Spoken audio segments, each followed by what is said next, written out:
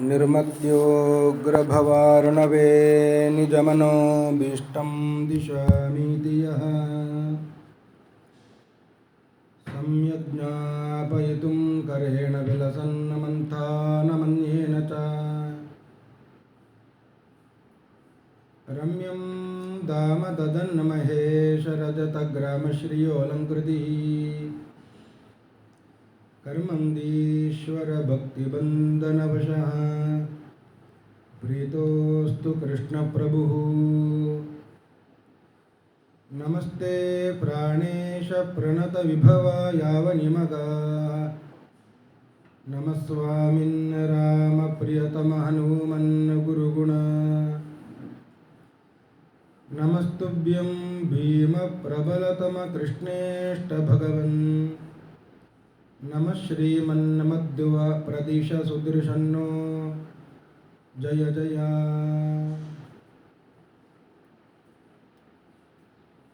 ತಪೋ ವಿದ್ಯಾ ವಿರಕ್ತ್ಯಾದಿ ಸದ್ಗುಣೋ ಘಾಕರಾನಹಂ ವಾದಿರಾಜ ಗುರೂನ್ ವಂದೇ ಹಯಗ್ರೀವದಯಾಶ್ರಯಾನ್ ಮೂಕೋಪಿ ಯತ್ಪ್ರಸಾದೇನ ಮುಕುಂದಶಯನಾಯತೆ ರಾಜರಾಜಾಯತೆ ರಿಕ್ತೋ ರಾಘವೇಂದ್ರಂ ತಮಾಶ್ರಯೇ ತಪಸ್ವಾಧ್ಯಾಯ ಶುಶ್ರೂಷಾ ಕೃಷ್ಣಪೂಜಾರತಂ ಮುನಿಂ ವಿಶ್ವೇಶಮಿಷ್ಟದಂ ವಂದೇ ಪರಿವ್ರಾಟ್ ಚಕ್ರವರ್ತಿನಂ ಹರಿ ಓಂ ಶ್ಯಾಮಂ ರವೀಂದ್ವಮಿತದೀದಿತಿ ಕಾಂತಿಯುಕ್ತಂ ಜ್ಞಾನಂ ಶರಂ ಚ ದದತಂ ಪ್ರಿಯಯಾ ಸಮೇತಂ ಸ್ವಾತ್ಮಸ್ವರೂಪಂ ಅಮಿತಂ ಹನುಮನ್ಮುಖೇಶು ಸಂದರ್ಶಯಂತಮಜಿತಂ ಸ್ಮರತೋರುಗಿರ್ಭಿಃ ತಪಸ್ವಾಧ್ಯಾಯ ನಿರತಂ ತಪಸ್ವಿ ವಾಗ್ವಿದಾಂವರಂ ನಾರದಂ ಪರಿಭ್ರಚ್ಚ ವಾಲ್ಮೀಕಿರ್ಮುನಿಪುಂಗವಂ ಶ್ರೀ ಗುರುಭ್ಯೋ ನಮಃ ಹರಿ ಓಂ.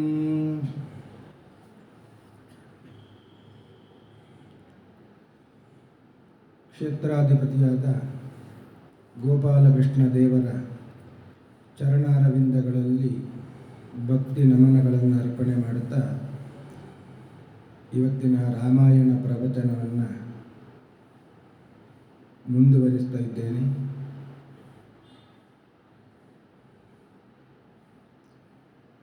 ಭಗವಂತ ಶ್ರೀಮನ್ನಾರಾಯಣ ರಾಮನಾಗಿ ಅವತಾರ ಮಾಡಿದ.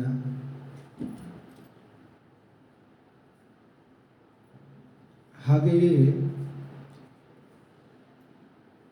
ರಾಮ ಅವತಾರ ಮಾಡಿದ ಕೂಡಲೇ ಅವನ ಒಟ್ಟಿಗೆ ಶೇಷದೇವರು ಕೂಡ ಲಕ್ಷ್ಮಣನಾಗಿ ಬಂದರು.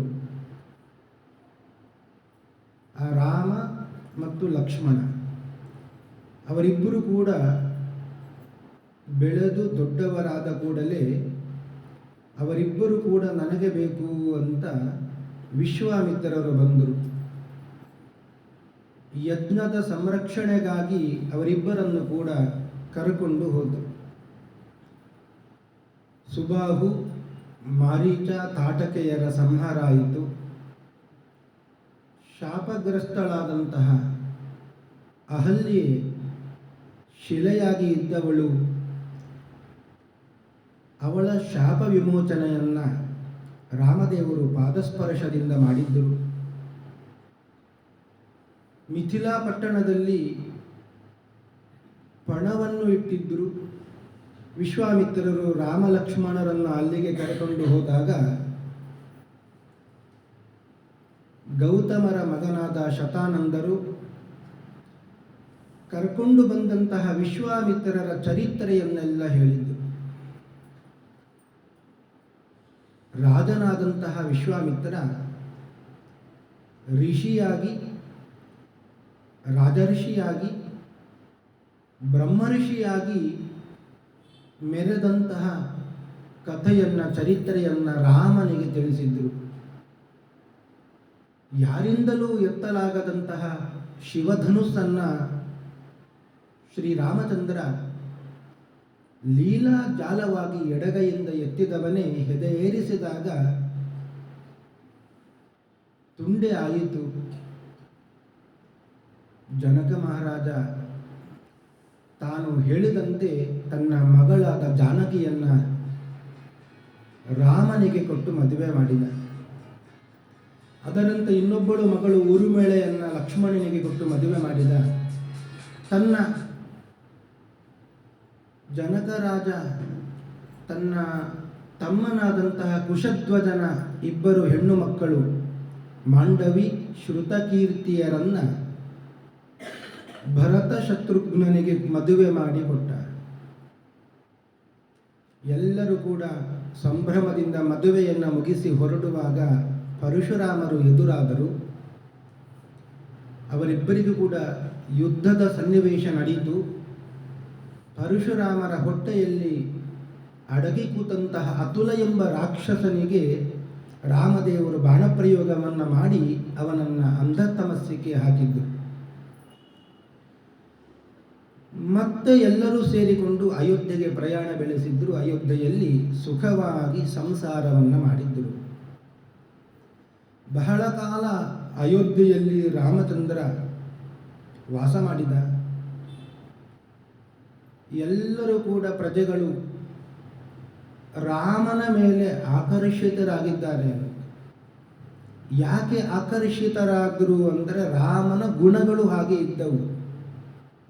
ವಾಲ್ಮೀಕಿ ಋಷಿಗಳು ಆ ರಾಮನ ಗುಣವನ್ನು ವರ್ಣನೆಯನ್ನು ಮಾಡುತ್ತಾರೆ. ಸತ ನಿತ್ಯಂ ಪ್ರಶಾಂತಾತ್ಮ ಮೃದುಪೂರ್ವಂ ಪ್ರಭಾಷತೆ ಉಚ್ಯಮಾನೋಪಿ ಪರುಷಂ ನೋತ್ತರಂ ಪ್ರತಿಪದ್ಯತೆ. ಯಾವಾಗಲೂ ಕೂಡ ರಾಮಚಂದ್ರ ಮೃದು ಸ್ವಭಾವದವನಾಗಿದ್ದ. ಮೃದು ಪೂರ್ವಂ ಪ್ರಭಾಷತೆ, ಯಾರಲ್ಲಿಯಾದರೂ ಮಾತನಾಡಬೇಕಾದರೆ ಕಠೋರವಾಗಿ ಮಾತನಾಡುತ್ತಾ ಇದ್ದಿಲ್ಲ. ಅಷ್ಟು ಮೃದುವಾಗಿ ಮಧುರವಾಗಿ ಮಾತನಾಡುತ್ತಾ ಇದ್ದ. ಉಚ್ಯಮಾನೋಪಿ ಪರುಷಂ ನೋತ್ತರಂ ಪ್ರತಿಪದ್ಯತೆ, ಯಾರಾದರೂ ಕಠಿಣವಾಗಿ ಜೋರಾಗಿ ಮಾತನಾಡಿದರೆ ಅವರಿಗೆ ಉತ್ತರವನ್ನೇ ಕೊಡುತ್ತಾ ಇದ್ದಿಲ್ಲ. ಕಥಂಚಿತ್ ಉಪಕಾರೇಣ ಕೃತೆ ನೈಕೇನ ತುಷ್ಯತಿ, ಯಾರಾದರೂ ಉಪಕಾರವನ್ನು ಮಾಡಿದರೆ ಅದನ್ನು ಯಾವಾಗಲೂ ಸ್ಮರಿಸಿಕೊಳ್ಳುತ್ತಾ ಇದ್ದ. ನ ಸ್ಮರತ್ಯಪಕಾರಾಣ ಶತಮಪ್ಯಾತ್ಮವತ್ತಯ, ಯಾರಾದರೂ ಅಪಕಾರವನ್ನು ಮಾಡಿದರೆ, ತೊಂದರೆಯನ್ನು ಮಾಡಿದರೆ ಒಂದಲ್ಲ ಎರಡಲ್ಲ ಶತಮಪಿ ಆತ್ಮವತ್ತಯ, 100 ಅಪರಾಧಗಳನ್ನು ಮಾಡಿದ್ರೂ ಒಂದನ್ನು ಕೂಡ ಮನಸ್ಸಿನಲ್ಲಿ ಇಟ್ಟುಕೊಳ್ಳುತ್ತಾ ಇದ್ದ ಇಲ್ಲ. ಇದು ರಾಮನ ಗುಣ. ನಾವೆಲ್ಲ ಏನು ಮಾಡುತ್ತೇವೆ? 100 ಉಪಕಾರವನ್ನು ಮಾಡಿದವ ಒಂದು ತಪ್ಪನ್ನು ಮಾಡಿದರೂ ಸಾಕು, ಅವನನ್ನು ದೂರ ಇಟ್ಟು ಬಿಡುತ್ತೆ. ಇದು ನಮ್ಮ ಗುಣ. ರಾಮ ಹಾಗಲ್ಲ. 100 ಅಪರಾಧಗಳನ್ನು ಮಾಡಿದ್ದರೂ, 100 ಅಪಕಾರವನ್ನು ಮಾಡಿದ್ದರೂ ಅದನ್ನು ಯಾವುದನ್ನು ಕೂಡ ಮನಸ್ಸಿನಲ್ಲಿ ಇಟ್ಟುಕೊಳ್ಳುತ್ತಾ ಇದ್ದಿಲ್ಲ. ಇದು ರಾಮನ ಗುಣಗಳು. ಇಂತಹ ಗುಣಗಳಿಂದಲೇ ಸಾಕೇತಪುರಿಯ ಎಲ್ಲ ಪ್ರಜೆಗಳು ರಾಮನೇ ನಮಗೆ ರಾಜನಾಗಬೇಕು ಅಂತ ಬಯಸ್ತಾ ಇದ್ದರು. ಇದು ದಶರಥನಿಗೆ ಗೊತ್ತಾಯಿತು. ದಶರಥ ಅಯೋಧ್ಯೆಯ ಪುರಜನರನ್ನೆಲ್ಲ ಕರೆದಿದ್ದಾನೆ. ಯಾರೆಲ್ಲ ಮುಖ್ಯಸ್ಥರು ಇದ್ದಾರೆ ಅವರನ್ನೆಲ್ಲ ಕರೆದಿದ್ದಾನೆ. ನೆರೆ ರಾಜ್ಯದವರನ್ನು ಕೂಡ ಕರೆದಿದ್ದಾನೆ. ಒಂದು ಸಭೆಯನ್ನು ಮಾಡಿದ್ದಾನೆ. ಅವರ ಮುಂದೆ ಹೇಳ್ತಾ ಇದ್ದಾನೆ, ಇದಂ ಶರೀರಂ ಕೃಷ್ಣಸ್ಯ ಲೋಕಸ್ಯ ಚರತಾಹಿತಂ ಪಾಂಡುರಸ್ಯ ಆತಪತ್ರಸ್ಯ ಛಾಯಾಯಾಂ ಧರಿತಂ ಮಯ. ನನ್ನ ಶರೀರ ಇದುವರೆಗೆ ನಿಮಗಾಗಿಯೇ ಮುಡಿಪಾಗಿಟ್ಟಿದ್ದೆ ನಾನು. ಈಗ ಮಾತ್ರ ಅದು ಜೀರ್ಣವಾಗಿ ಹೋಗಿದೆ. ಪ್ರಾಪ್ಯ ವರ್ಷ ಸಹಸ್ರಾಣಿ ಬಹು ನ್ಯಾಯುಂಷಿ ಜೀವತಃ ಜೀರ್ಣಸ್ಯ ಅಸ್ಯ ಶರೀರಸ್ಯ ವಿಶ್ರಾಂತಿಂ ಅಭಿರೋಚಯೇ. ಈ ಜೀರ್ಣವಾದ ಶರೀರ ಇದಕ್ಕೆ ಸ್ವಲ್ಪ ವಿಶ್ರಾಂತಿಯನ್ನು ನಾನು ಬಯಸ್ತಾ ಇದ್ದೇನೆ. ಈ ಅಧಿಕಾರ ನನಗೆ ಸಾಕು ಅಂತ ಆಗಿದೆ ಅಂತ ಹೇಳಿದ್ದಾನೆ. ಎಂತಹ ಗುಣ ದಶರಥನದ್ದು. ಅಧಿಕಾರ ಸಿಕ್ಕಿದ್ದರೆ ಕೂತರೆ ಏಳಲಿಕ್ಕೆ ಆಗೋದಿಲ್ಲ, ಎದ್ದರೆ ಕೂಡಲಿಕ್ಕೆ ಆಗೋದಿಲ್ಲ.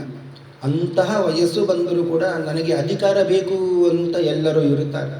ಅಂಥದ್ದರಲ್ಲಿ ಶರೀರ ಜೀರ್ಣವಾಗಿದೆ, ನನಗೆ ವಿಶ್ರಾಂತಿ ಬೇಕು, ಯಾರಿಗಾದರೂ ಒಳ್ಳೆಯ ಯುವಕರಿಗೆ ಅವಕಾಶವನ್ನು ಕೊಡೋಣ ಅಂತ ಮನಸ್ಸನ್ನು ಮಾಡಿದ ದಶರಥ. ಎಲ್ಲರೂ ಕೂಡ ಒಪ್ಪಿಗೆಯನ್ನು ಸೂಚಿಸಿದ್ದರು. ಮಾತ್ರವಲ್ಲ, ದಶರಥ ಹೇಳಿದ, ನನ್ನ ಜ್ಯೇಷ್ಠ ಪುತ್ರನಿಗೆ ರಾಮಚಂದ್ರನಿಗೆ ಅಧಿಕಾರವನ್ನು ಒಪ್ಪಿಸ್ತಾ ಇದ್ದೇನೆ ಅಂತ ಹೇಳಿದಾಗ ಎಲ್ಲರೂ ಕೂಡ ಒಕ್ಕೂರಲಿನಿಂದ ಶ್ರೀರಾಮ ಅಂತ ಜಯಕಾರವನ್ನು ಘೋಷಣೆ ಮಾಡಿದ್ದರು. ಅಂತ ವೃಷ್ಟಿಮಂತಂ ಮಹಾಮೇಘಂ ನರ್ದಂತ ಇವ ಬರಿಹಿಣಃ. ತುಂಬಿದ ಮೋಡವನ್ನು ನೋಡಿ ನವಿಲುಗಳು ರೆಕ್ಕೆಯನ್ನು ಬಿಡಿಸಿ ಯಾವ ರೀತಿಯಾಗಿ ಕುಡಿದು ಕುಪ್ಪಳಿಸುತ್ತಾವೋ ಅದೇ ರೀತಿಯಾಗಿ ಸಾಕೇತಪುರಿಯ ಪ್ರಜೆಗಳು ರಾಮರಾಜನಾಗ್ತಾ ಇದ್ದಾನೆ ಅಂತ ಹೇಳಿದ ಮಾತ್ರಕ್ಕೆ ಸಂತೋಷದಿಂದ ಕುಣಿದು ಕುಪ್ಪಳಿಸಿದ್ರು. ದಶರಥ ಕೇಳಿದ ಪ್ರಜೆಗಳ ಬಳಿ, ಕಥಂನು ಮಯಿ ವೀರ್ಯೇಣ ಪೃಥಿವೀಂ ಅನುಶಾಸತಿ ಭವಂತೋ ದ್ರಷ್ಟುಮಿಚ್ಛಂತಿ ಯುವರಾಜಂ ಮಮಾತ್ಮಜಂ. ನನ್ನ ಮಗನಿಗೆ ಪಟ್ಟಾಭಿಷೇಕ ಮಾಡುತ್ತೇನೆ ಅಂದ ಮಾತ್ರಕ್ಕೆ ನೀವೆಲ್ಲರೂ ಕೂಡ ಆಯಿತು ಅಂತ ಒಪ್ಪಿದ್ರಲ್ಲ, ನನ್ನ ಆಡಳಿತ ನಿಮಗೆ ರುಚಿಸಲಿಲ್ಲವೇ ಕೇಳಿದ. ಆಗ ಪ್ರಜೆಗಳು ಹೇಳಿದರು, ನಿನ್ನ ಆಡಳಿತ ನಮಗೆಲ್ಲ ಖುಷಿಯನ್ನು ತಂದುಕೊಟ್ಟಿದೆ, ನಿನ್ನ ಆಡಳಿತದಲ್ಲಿ ನಮಗೆ ಯಾವುದಕ್ಕೂ ಕೂಡ ಕೊರತೆ ಆಗಲಿಲ್ಲ. ಆದರೆ ನಿನಗಿಂತಲೂ ಚೆನ್ನಾಗಿ ಆಡಳಿತ ಮಾಡುವವ ರಾಮ ಬರ್ತಾ ಇದ್ದಾನೆ ಅಂದ ಮೇಲೆ ನಮಗೆ ಸಂತೋಷ ಆಯಿತು ಅಂತ ಹೇಳಿದಾಗ ದಶರಥನಿಗೆ ಮತ್ತಷ್ಟು ಸಂತೋಷ ಆಯಿತು. ಸ್ವಾರ್ಥಕ್ಕಾಗಿ ಕೇಳಿದ್ದಲ್ಲ ದಶರಥ, ರಾಮನ ಮೇಲೆ ಪ್ರಜೆಗಳಿಗೆ ಎಷ್ಟು ವಿಶ್ವಾಸ ಇದೆ ನೋಡೋಣ ಅಂತ. ಪ್ರಜೆಗಳಿಗೆ ಅಷ್ಟು ಪ್ರೀತಿ ವಿಶ್ವಾಸ ರಾಮನ ಮೇಲೆ ಇದೆ ಅಂತ ಗೊತ್ತಾದಾಗ ದಶರಥನಿಗೂ ಸಂತೋಷ ಆಯಿತು. ಆ ಅಯೋಧ್ಯೆಯ ಪುರಜನರೆಲ್ಲರೂ ಕೂಡ ರಾಮನೇ ರಾಜನಾಗಬೇಕು ಅಂತ ಯಾವಾಗಲೂ ಬಯಸ್ತಾ ಇದ್ದರು. ಅಂತ ದೇವಸ್ಥಾನಕ್ಕೆ ಪ್ರತಿನಿತ್ಯ ಹೋಗ್ತಾ ಇದ್ದರು. ದೇವರಲ್ಲಿ ಎಲ್ಲ ಅಯೋಧ್ಯೆಯ ಪುರಜನರು ಬೇಡುತ್ತಾ ಇದ್ದಿದ್ದು ಏನು? ಸಂಪತ್ತು ಕೊಡು, ಆರೋಗ್ಯ ಕೊಡು, ಆಯುಷ್ಯ ಕೊಡು, ಮಕ್ಕಳನ್ನು ಕೊಡು ಅಂತ ಅಲ್ಲ, ರಾಮ ರಾಜನಾಗಬೇಕು, ಅದನ್ನು ನಾವು ನೋಡಬೇಕು ಅಂತ ಬಯಸ್ತಾ ಇದ್ದರು, ಬೇಡುತ್ತಾ ಇದ್ದರು.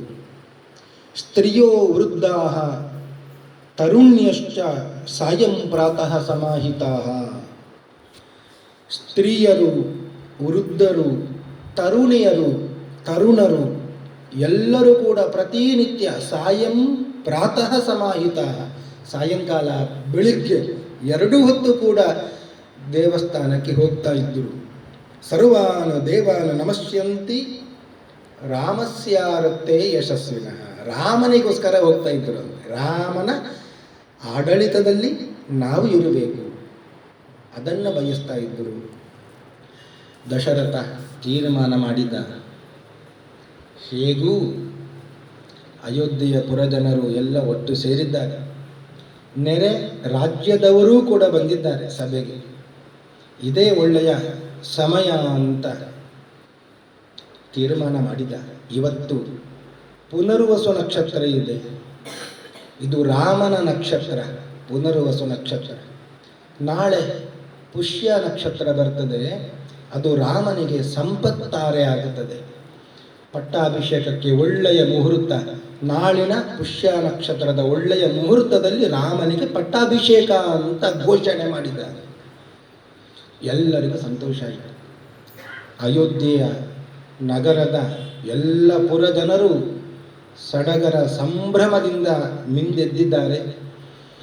ಎಲ್ಲಿ ನೋಡಿದರಲ್ಲಿ ಎಲ್ಲ ಅಯೋಧ್ಯೆಯ ಪುರಜನರ ಉತ್ಸಾಹ, ದೊಡ್ಡ ಉತ್ಸವವೇ ನಡೆದಿದೆ. ಇಷ್ಟು ತರಾತುರಿಯಲ್ಲಿ ದಶರಥ ತೀರ್ಮಾನ ಯಾಕೆ ಮಾಡಿದ? ರಾಮನ ಪಟ್ಟಾಭಿಷೇಕ ಅಂದರೆ ಅದು ಒಂದು ದಿನದಲ್ಲಿ ನಡೆಯುವಂತಹ ಕಾರ್ಯಕ್ರಮ ಅಲ್ಲ. ಆದರೆ ಅಷ್ಟು ತರಾತುರಿಯಲ್ಲಿ ಯಾಕೆ ತೀರ್ಮಾನ ಮಾಡಿದ ಅಂದರೆ ಅದಕ್ಕೆ ಒಂದು ಕಾರಣ ಇದೆ.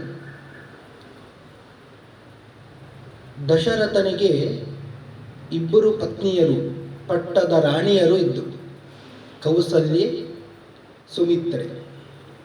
ಬಹಳ ವರ್ಷಗಳ ಕಾಲ ಅವರಿಗೆ ಮಕ್ಕಳಾಗಲಿಲ್ಲ. ಕೇಕೆಯ ದೇಶಕ್ಕೆ ಹೋದ ಅಂತೆ ದಶರಥ. ಅಲ್ಲಿ ಕೇಕೆಯ ರಾಜ, ಅಶ್ವಪತಿ ರಾಜ, ಅವನಿಗೆ ಒಬ್ಬಳು ಮಗಳು ಕೈಕೇಯಿ ಅಂತ. ಅವಳನ್ನು ಕೇಳಿದಾಗ ಇವಳನ್ನು ನನಗೆ ಮದುವೆ ಮಾಡಿಕೊಡು ಅಂತ. ಆಗ ಒಂದು ಷರತ್ತು ಹಾಕಿದ ಅಶ್ವಪತಿ ರಾಜ, ಮದುವೆ ಮಾಡಿಕೊಡ್ತೇನೆ, ಆದರೆ ಇವಳಲ್ಲಿ ಹುಟ್ಟುವ ಮಗ ನಾಳೆ ಯುವರಾಜನಾಗಬೇಕು, ಆದರೆ ಮಾತ್ರ ನಾನು ಇವಳನ್ನು ಮದುವೆ ಮಾಡಿಕೊಡ್ತೇನೆ ಅಂತ ಅಶ್ವಪತಿ ರಾಜ, ಕೇಕೆಯ ರಾಜ ಹೇಳಿದ. ದಶರಥ ಒಪ್ಪಿಕೊಂಡ. ಇವರಿಗಂತೂ ಮಕ್ಕಳಾಗಲಿಲ್ಲ, ಹಿರಿಯರು ಕೌಸಲ್ಯ ಮತ್ತು ಸುಮಿತ್ರೆ. ಇವಳಲ್ಲಿ ಮಕ್ಕಳಾದರೆ ಯುವರಾಜನನ್ನಾಗಿ ಮಾಡಬಹುದು ಅಂತ ತೀರ್ಮಾನ ಮಾಡಿದ. ಆದರೆ ವಿಧಿ ಬೇರೆ ಆಗಿತ್ತು. ಅವಳಿಗೂ ಕೂಡ ಮಕ್ಕಳಾಗಲಿಲ್ಲ. ಯಾಗವನ್ನು ಮಾಡಿ, ಉತ್ತರಕಾಮೇಷ್ಟಿ ಯಾಗವನ್ನು ಮಾಡಿ ಮಕ್ಕಳನ್ನು ಪಡೆಯಬೇಕಾಗಿತ್ತು. ಮೂವರಿಗೂ ಮಕ್ಕಳಾದರು. ಅದರಲ್ಲಿ ಕೌಸಲ್ಯಗೆ ಮೊದಲು ಮಗ ಹುಟ್ಟಿದ, ರಾಮ. ರಾಮನಿಗೆ ಕಾನೂನುಬದ್ಧವಾಗಿ ಪಟ್ಟಾಭಿಷೇಕ ಮಾಡಬೇಕು. ಇದು ಸಾಕೇತಪುರಿಯ ಎಲ್ಲರ ಅಭಿಪ್ರಾಯ, ಆಸೆ. ದಶರಥನಿಗೂ ಕೂಡ ಬಯಕೆ. ಒಂದು ವೇಳೆ ಕೇಕೆಯ ದೇಶಕ್ಕೆ ಗೊತ್ತಾದರೆ ನಾಳೆ ಬಂದು ಗಲಾಟೆ ಮಾಡಿ ಯಾರು ಅಂತ ಹೇಳಿ ಅಷ್ಟು ತರಾತುರಿಯಲ್ಲಿ ತೀರ್ಮಾನ ಮಾಡಿದ.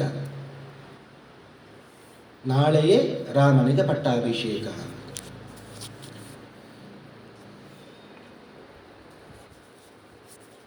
ಎಲ್ಲ ಕಡೆ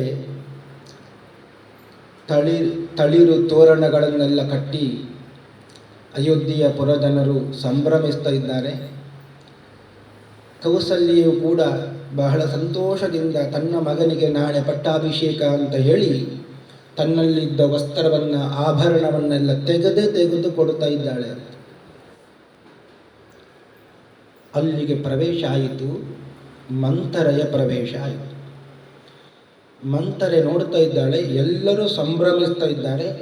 ಎಂತಹ ಸಂಭ್ರಮ ಇದು! ಏನು ಕಾರ್ಯ ನಡೀಲಿಕ್ಕೆ ಇದೆ?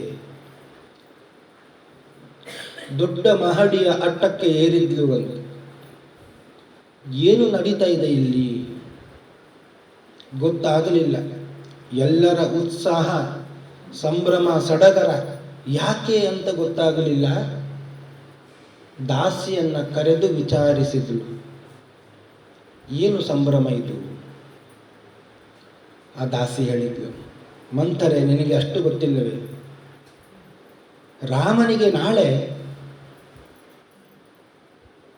ಪುಷ್ಯ ನಕ್ಷತ್ರದ ಸುಮುಹೂರ್ತದಲ್ಲಿ ಪಟ್ಟಾಭಿಷೇಕ. ಮಂಥರಿಗೆ ಮೂರ್ಛೆ ಹೋದಂತೆ ಆಯಿತು ಅಂತ. ದುಡು ಅಂತ ಮಹಡಿಯಿಂದ ಕೆಳಗೆ ಇಳಿದ್ಲು. ಕೈಕೇಯಿಯ ಬಳಿಗೆ ಹೋದ. ಉತ್ತಿಷ್ಠ ಮೂಢೆ ಕಿಂ ಶೇಷೆ ಭಯಂ ತ್ವಾಂ ಅಭಿವರ್ತತೆ. ಎಲೈ ಮೂಡಲೆ, ಸುಮ್ಮನೆ ಮಲಗಿದ್ಯಲ್ಲ, ಬೇಗ ಏಳು, ನಿನ್ನ ಸೌಭಾಗ್ಯ ಎಲ್ಲ ನಾಶ ಆಗ್ತಾ ಇದೆ. ಚಲಂ ಹಿ ತವ ಸೌಭಾಗ್ಯಂ ನದ್ಯಾಹ ಸ್ರೋತ ಇವೋಷ್ಮಗೆ. ಆರಾಮಾಗಿ ಇದೆಯಲ್ಲ ನೀನು, ನಿನಗೇನು ಬುದ್ಧಿಭ್ರಮಣೆ ಆಗಿದೆಯಾ? ಇಷ್ಟೆಲ್ಲ ಜೋರು ಮಾಡ್ತಾ ಇದ್ದಾಳೆ ಮಂಥರೆ. ಕೈಕೇಯಿಗೆ ಒಂದು ಅರ್ಥ ಆಗ್ತಾ ಇಲ್ಲ. ಯಾಕೆ, ಏನು ಹೇಳ್ತಾ ಇದ್ದಿ? ಏನು ದುರ್ಘಟನೆ ನಡೀತು ಹೇಳು. ಮಂಥರೆ ಹೇಳಿದ್ಲು, ನಿನ್ನ ವಿನಾಶದ ಕೊನೆಯನ್ನು ನೀನು ತಲುಪಿದ್ದಿ. ನಾಳೆಯ ಸುಮುಹೂರ್ತದಲ್ಲಿ ಕೌಸಲ್ಯೆಯ ಮಗನಾದ ರಾಮನಿಗೆ ಪಟ್ಟಾಭಿಷೇಕ ನಡೀತಾ ಇದೆ. ರಾಮ ರಾಜನಾಗ್ತಾ ಇದ್ದಾನೆ. ರಾಮ ಒಂದು ವೇಳೆ ರಾಜನಾದರೆ ನೀನು ಸತ್ತಂತೆಯೇ ಸರಿ. ನಿನ್ನ ದುಃಖ ಅದು ನನ್ನ ದುಃಖ, ನಿನ್ನ ವೃದ್ಧಿ ಅದು ನನ್ನ ವೃದ್ಧಿ. ಆದ್ದರಿಂದ ಬೇಗ ಕಾರ್ಯಪ್ರವೃತ್ತಳಾಗು, ನಿನ್ನ ಮಗನ ರಕ್ಷಣೆಯನ್ನು ನೀನು ಮಾಡಿಕೋ. ಮಂಥರೆ ಎಷ್ಟು ಹೇಳಿದಾಗ ಕೈಕೇಯಿಗೆ ಎಷ್ಟು ಸಂತೋಷ ಆಯಿತು ಅಂದರೆ, ತನ್ನ ಕುತ್ತಿಗೆಯಲ್ಲಿ ಇದ್ದ ಕಂಠಾಭರಣವನ್ನು ತೆಗೆದು ಮಂಥರೆಗೆ ಕೊಟ್ಟು ಬಿಟ್ಲು ಅಂತ. ಎಂತಹ ಸಂದೇಶವನ್ನು ತಿಳಿಸಿದ್ದಿ, ಬಹಳ ಸಂತೋಷವಾಯಿತು. ಇದಕ್ಕಿಂತ ಹೆಚ್ಚು ನಾನು ಏನು ಕೊಡಬಲ್ಲೆ ನಿನಗೆ? ರಾಮೇವ ಭರತೇವಾಹಂ ವಿಶೇಷಂ ನೋಪಲಕ್ಷಯೇ ತಸ್ಮಾತ್ ತುಷ್ಟಾಸ್ಮಿ ಯದ್ರಾಜ ರಾಮಂ ರಾಜ್ಯೇಭಿಷೇಕ್ಷ್ಯತಿ. ರಾಮನಿಗೆ ಪಟ್ಟಾಭಿಷೇಕ ಆದರೆ ಏನು, ಭರತನಿಗೆ ಪಟ್ಟಾಭಿಷೇಕ ಆದರೆ ಏನು? ನನಗೆ ಇಬ್ಬರೂ ಒಂದೇ. ರಾಮೇವ ಭರತೇವಾಹಂ ವಿಶೇಷಂ ನೋಪಲಕ್ಷಯೇ, ಅವರಿಬ್ಬರಲ್ಲಿ ವಿಶೇಷವನ್ನು ನಾನು ಏನು ಕಂಡಿಲ್ಲ. ತಸ್ಮಾತ್ ತುಷ್ಟಾಸ್ಮಿ, ಆದ್ದರಿಂದ ಬಹಳ ಸಂತೋಷಗೊಂಡಿದ್ದೇನೆ. ಯಥಾ ಮೇ ಭರತೋ ಮಾನ್ಯಃ ತಥಾ ಭೂಯೋಪಿ ರಾಘವಃ ಕೌಸಲ್ಯಾತೋತಿರಿಕ್ತಂ ಚ ಸತು ಶುಶ್ರೂಷತೆ ಹಿಮ. ನನಗೆ ನನ್ನ ಮಗನಾದ ಯಾವ ರೀತಿಯಾಗಿ ಭರತ ಮಾನ್ಯನೋ ಪ್ರೀತಿಪಾತ್ರನೋ, ತಥಾ ಭೂಯೋಪಿ ರಾಘವ, ಅದಕ್ಕಿಂತಲೂ ಹೆಚ್ಚು ಪ್ರೀತಿಪಾತ್ರ ರಾಮ. ಯಾಕೆ? ಕೌಸಲ್ಯಾತಃ ಅತಿರಿಕ್ತಂ ಚ, ಕೌಸಲ್ಯಲ್ಲಿ, ತಾಯಿಯಾದ ಕೌಸಲ್ಯಲ್ಲಿ ರಾಮ ಎಷ್ಟು ಪ್ರೀತಿ ಮಾಡ್ತಾನೋ ಅದಕ್ಕಿಂತಲೂ ಹೆಚ್ಚು ಪ್ರೀತಿಯನ್ನು ನನ್ನಲ್ಲಿ ತೋರಿಸ್ತಾ ಇದ್ದಾನೆ. ಆದ್ದರಿಂದಲೇ ರಾಮ ಪಟ್ಟಾಭಿಷಿಕ್ತನಾಗ್ತಾ ಇದ್ದಾನೆ ಅಂದರೆ ಅಷ್ಟು ಸಂತೋಷ ನನಗೆ. ಆದರೆ ಮಂಥರೆ ಇದನ್ನು ಕೇಳಿ ಸುಮ್ಮನೆ ಕೂತಿಲ್ಲ. ಮಂಥರೆಗೆ ಇದು ಇಷ್ಟ ಆಗಲಿಲ್ಲ. ಯಾಕೆ? ಮಂಥರೆ ಅಂದರೆ ಸಾಕ್ಷಾತ್ ಕಲಿಯ ಪತ್ನಿಯವಳು. ಅವಳಿಗೆ ಇಷ್ಟ ಆಗಲಿಲ್ಲ. ಅವಳಿಗೆ ರಾಮನ ಪಟ್ಟಾಭಿಷೇಕವನ್ನು ನಿಲ್ಲಿಸಬೇಕು ಅಂತ ಒಂದೇ ಒಂದು ಹಠ. ಒಳ್ಳೆಯ ಕಾರ್ಯಕ್ಕೆ ಮತಿಯನ್ನು ಕೊಡುವವಳು ಅವಳಲ್ಲ. ಸಮುದ್ರ ಮಥನ ಕಾಲದಲ್ಲಿ ಲಕ್ಷ್ಮಿಯ ಉತ್ಪತ್ತಿಗಿಂತಲೂ ಮೊದಲು ಹುಟ್ಟಿದವಳೇ ಅಲಕ್ಷ್ಮಿ. ಜ್ಯೇಷ್ಠ ಅಂತ ಹೆಸರು, ಲಕ್ಷ್ಮಿಗಿಂತಲೂ ಜ್ಯೇಷ್ಠಳು ಅಂತ ಮೊದಲು ಹುಟ್ಟಿದವಳು. ಆ ಅಲಕ್ಷ್ಮಿಯೇ ಮಂಥರೆಯಾಗಿ ಬಂದಿದ್ದಾಳೆ. ಬ್ರಹ್ಮದೇವರಲ್ಲಿ ವರವನ್ನು ಕೇಳಿದ್ಲು ಅಂತೆ. ಅವಳು ಅಪ್ಸರಾ ಸ್ತ್ರೀತ್ವವನ್ನು ಹೊಂದಿ ನಿಜವಾಗಿಯೂ ಅಪ್ಸರಾ ಸ್ತ್ರೀ ಅಲ್ಲ. ಅಪ್ಸರಾ ಸ್ತ್ರೀಯ ವೇಷವನ್ನು ಹಾಕಿಕೊಂಡು ತಪಸ್ಸನ್ನು ಮಾಡಿ ಬ್ರಹ್ಮದೇವರನ್ನು ಒಲಿಸಿಕೊಂಡು ನನಗೆ ಯೋಗ್ಯವಾದ ಗತಿಯಾಗಬೇಕು ಅಂತ ಬ್ರಹ್ಮದೇವರಲ್ಲಿ ಕೇಳಿದ್ಲು. ಬ್ರಹ್ಮದೇವರು ವರ ಕೊಟ್ಟರು, ನಿನಗೆ ಯೋಗ್ಯವಾದ ಗತಿ ಆಗಬೇಕು ಅಂತಾದರೆ ನೀನು ರಾಮನ ಪಟ್ಟಾಭಿಷೇಕವನ್ನು ತಡಿಬೇಕು. ರಾಮನ ಪಟ್ಟಾಭಿಷೇಕವನ್ನು ತಡೆದರೆ ನಿನಗೆ ಯೋಗ್ಯವಾದ ಗತಿ ಆಗ್ತದೆ. ಬಹಳ ಸಂತೋಷ ಆಯ್ತು ಅವಳಿಗೆ. ಬ್ರಹ್ಮದೇವರು ಹೇಳಿದ್ದು ಏನು? ನಿನಗೆ ಯೋಗ್ಯವಾದ ಗತಿ ಅಂದರೆ ಅಂಧಂತಮಸ್ಸು, ದುರ್ಗತಿ, ಸದ್ಗತಿ ಅಲ್ಲ. ಆದ್ದರಿಂದಲೇ ರಾಮನ ಪಟ್ಟಾಭಿಷೇಕವನ್ನು ತಡೆಯಬೇಕು ನೀನು. ಅಂತಹ ವರವನ್ನು ಪಡೆದವಳು ಅವಳಿಗೆ ಅಂಧಂತಮಸ್ಸು ಆಗಬೇಕು ಅಂತ ಹೇಳಿಯೇ ಅವಳು ರಾಮನ ಪಟ್ಟಾಭಿಷೇಕವನ್ನು ತಡೆಯುವ ಸಲುವಾಗಿಯೇ ಇಲ್ಲಿಗೆ ಬಂದವಳು. ದುರ್ಬೋಧನೆಯನ್ನು ಮಂಥರೆ ಕೈಕೇಯಿಗೆ ಮಾಡಲಿಕ್ಕೆ ಪ್ರಾರಂಭ ಮಾಡಿದ. ನಿನ್ನ ಮಗನಿಗೆ ಭರತನಿಗೆ ಪಟ್ಟಾಭಿಷೇಕ ಆಗಲಿಲ್ಲ, ಅವ ಯುವರಾಜನಾಗಲಿಲ್ಲ ಅಂತಾದರೆ, ರಾಮನೇ ಪಟ್ಟಾಭಿಷಿಕ್ತನಾದರೆ ಕೌಸಲ್ಯ ಏನಾಗ್ತಾಳೆ?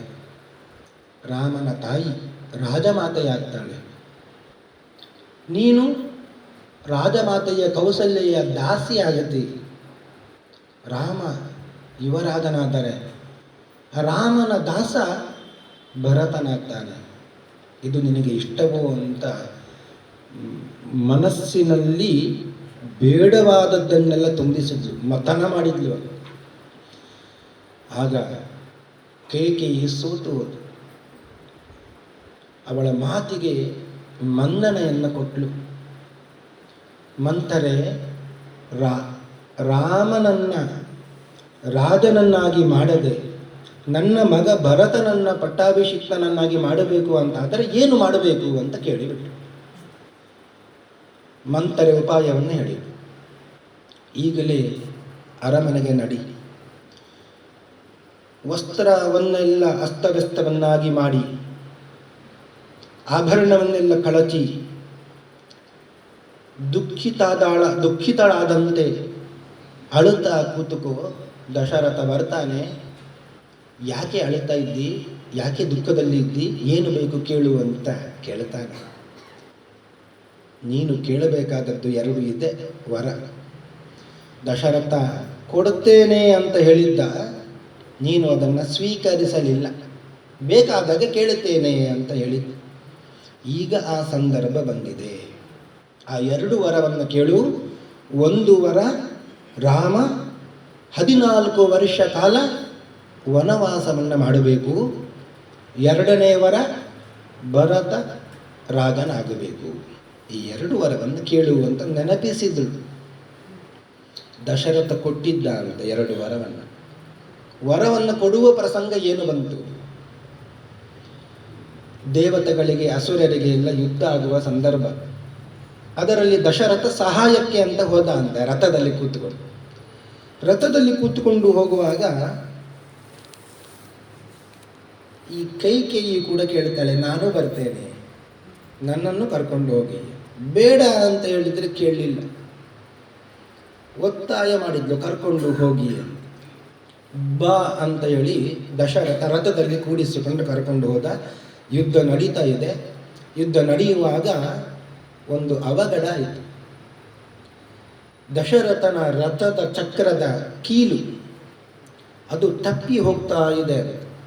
ಅದು ತಪ್ಪಿ ಹೋಯಿತು ಅಂತ ಆದರೆ ಚಕ್ರ ಜಾರುತ್ತದೆ, ರಥ ಉರುಳುತ್ತದೆ. ಆಗ ಯುದ್ಧದಲ್ಲಿ ದಶರಥನಿಗೆ ತೊಂದರೆ ಆಗ್ತದೆ. ಇದನ್ನ ನೋಡಿದ್ದು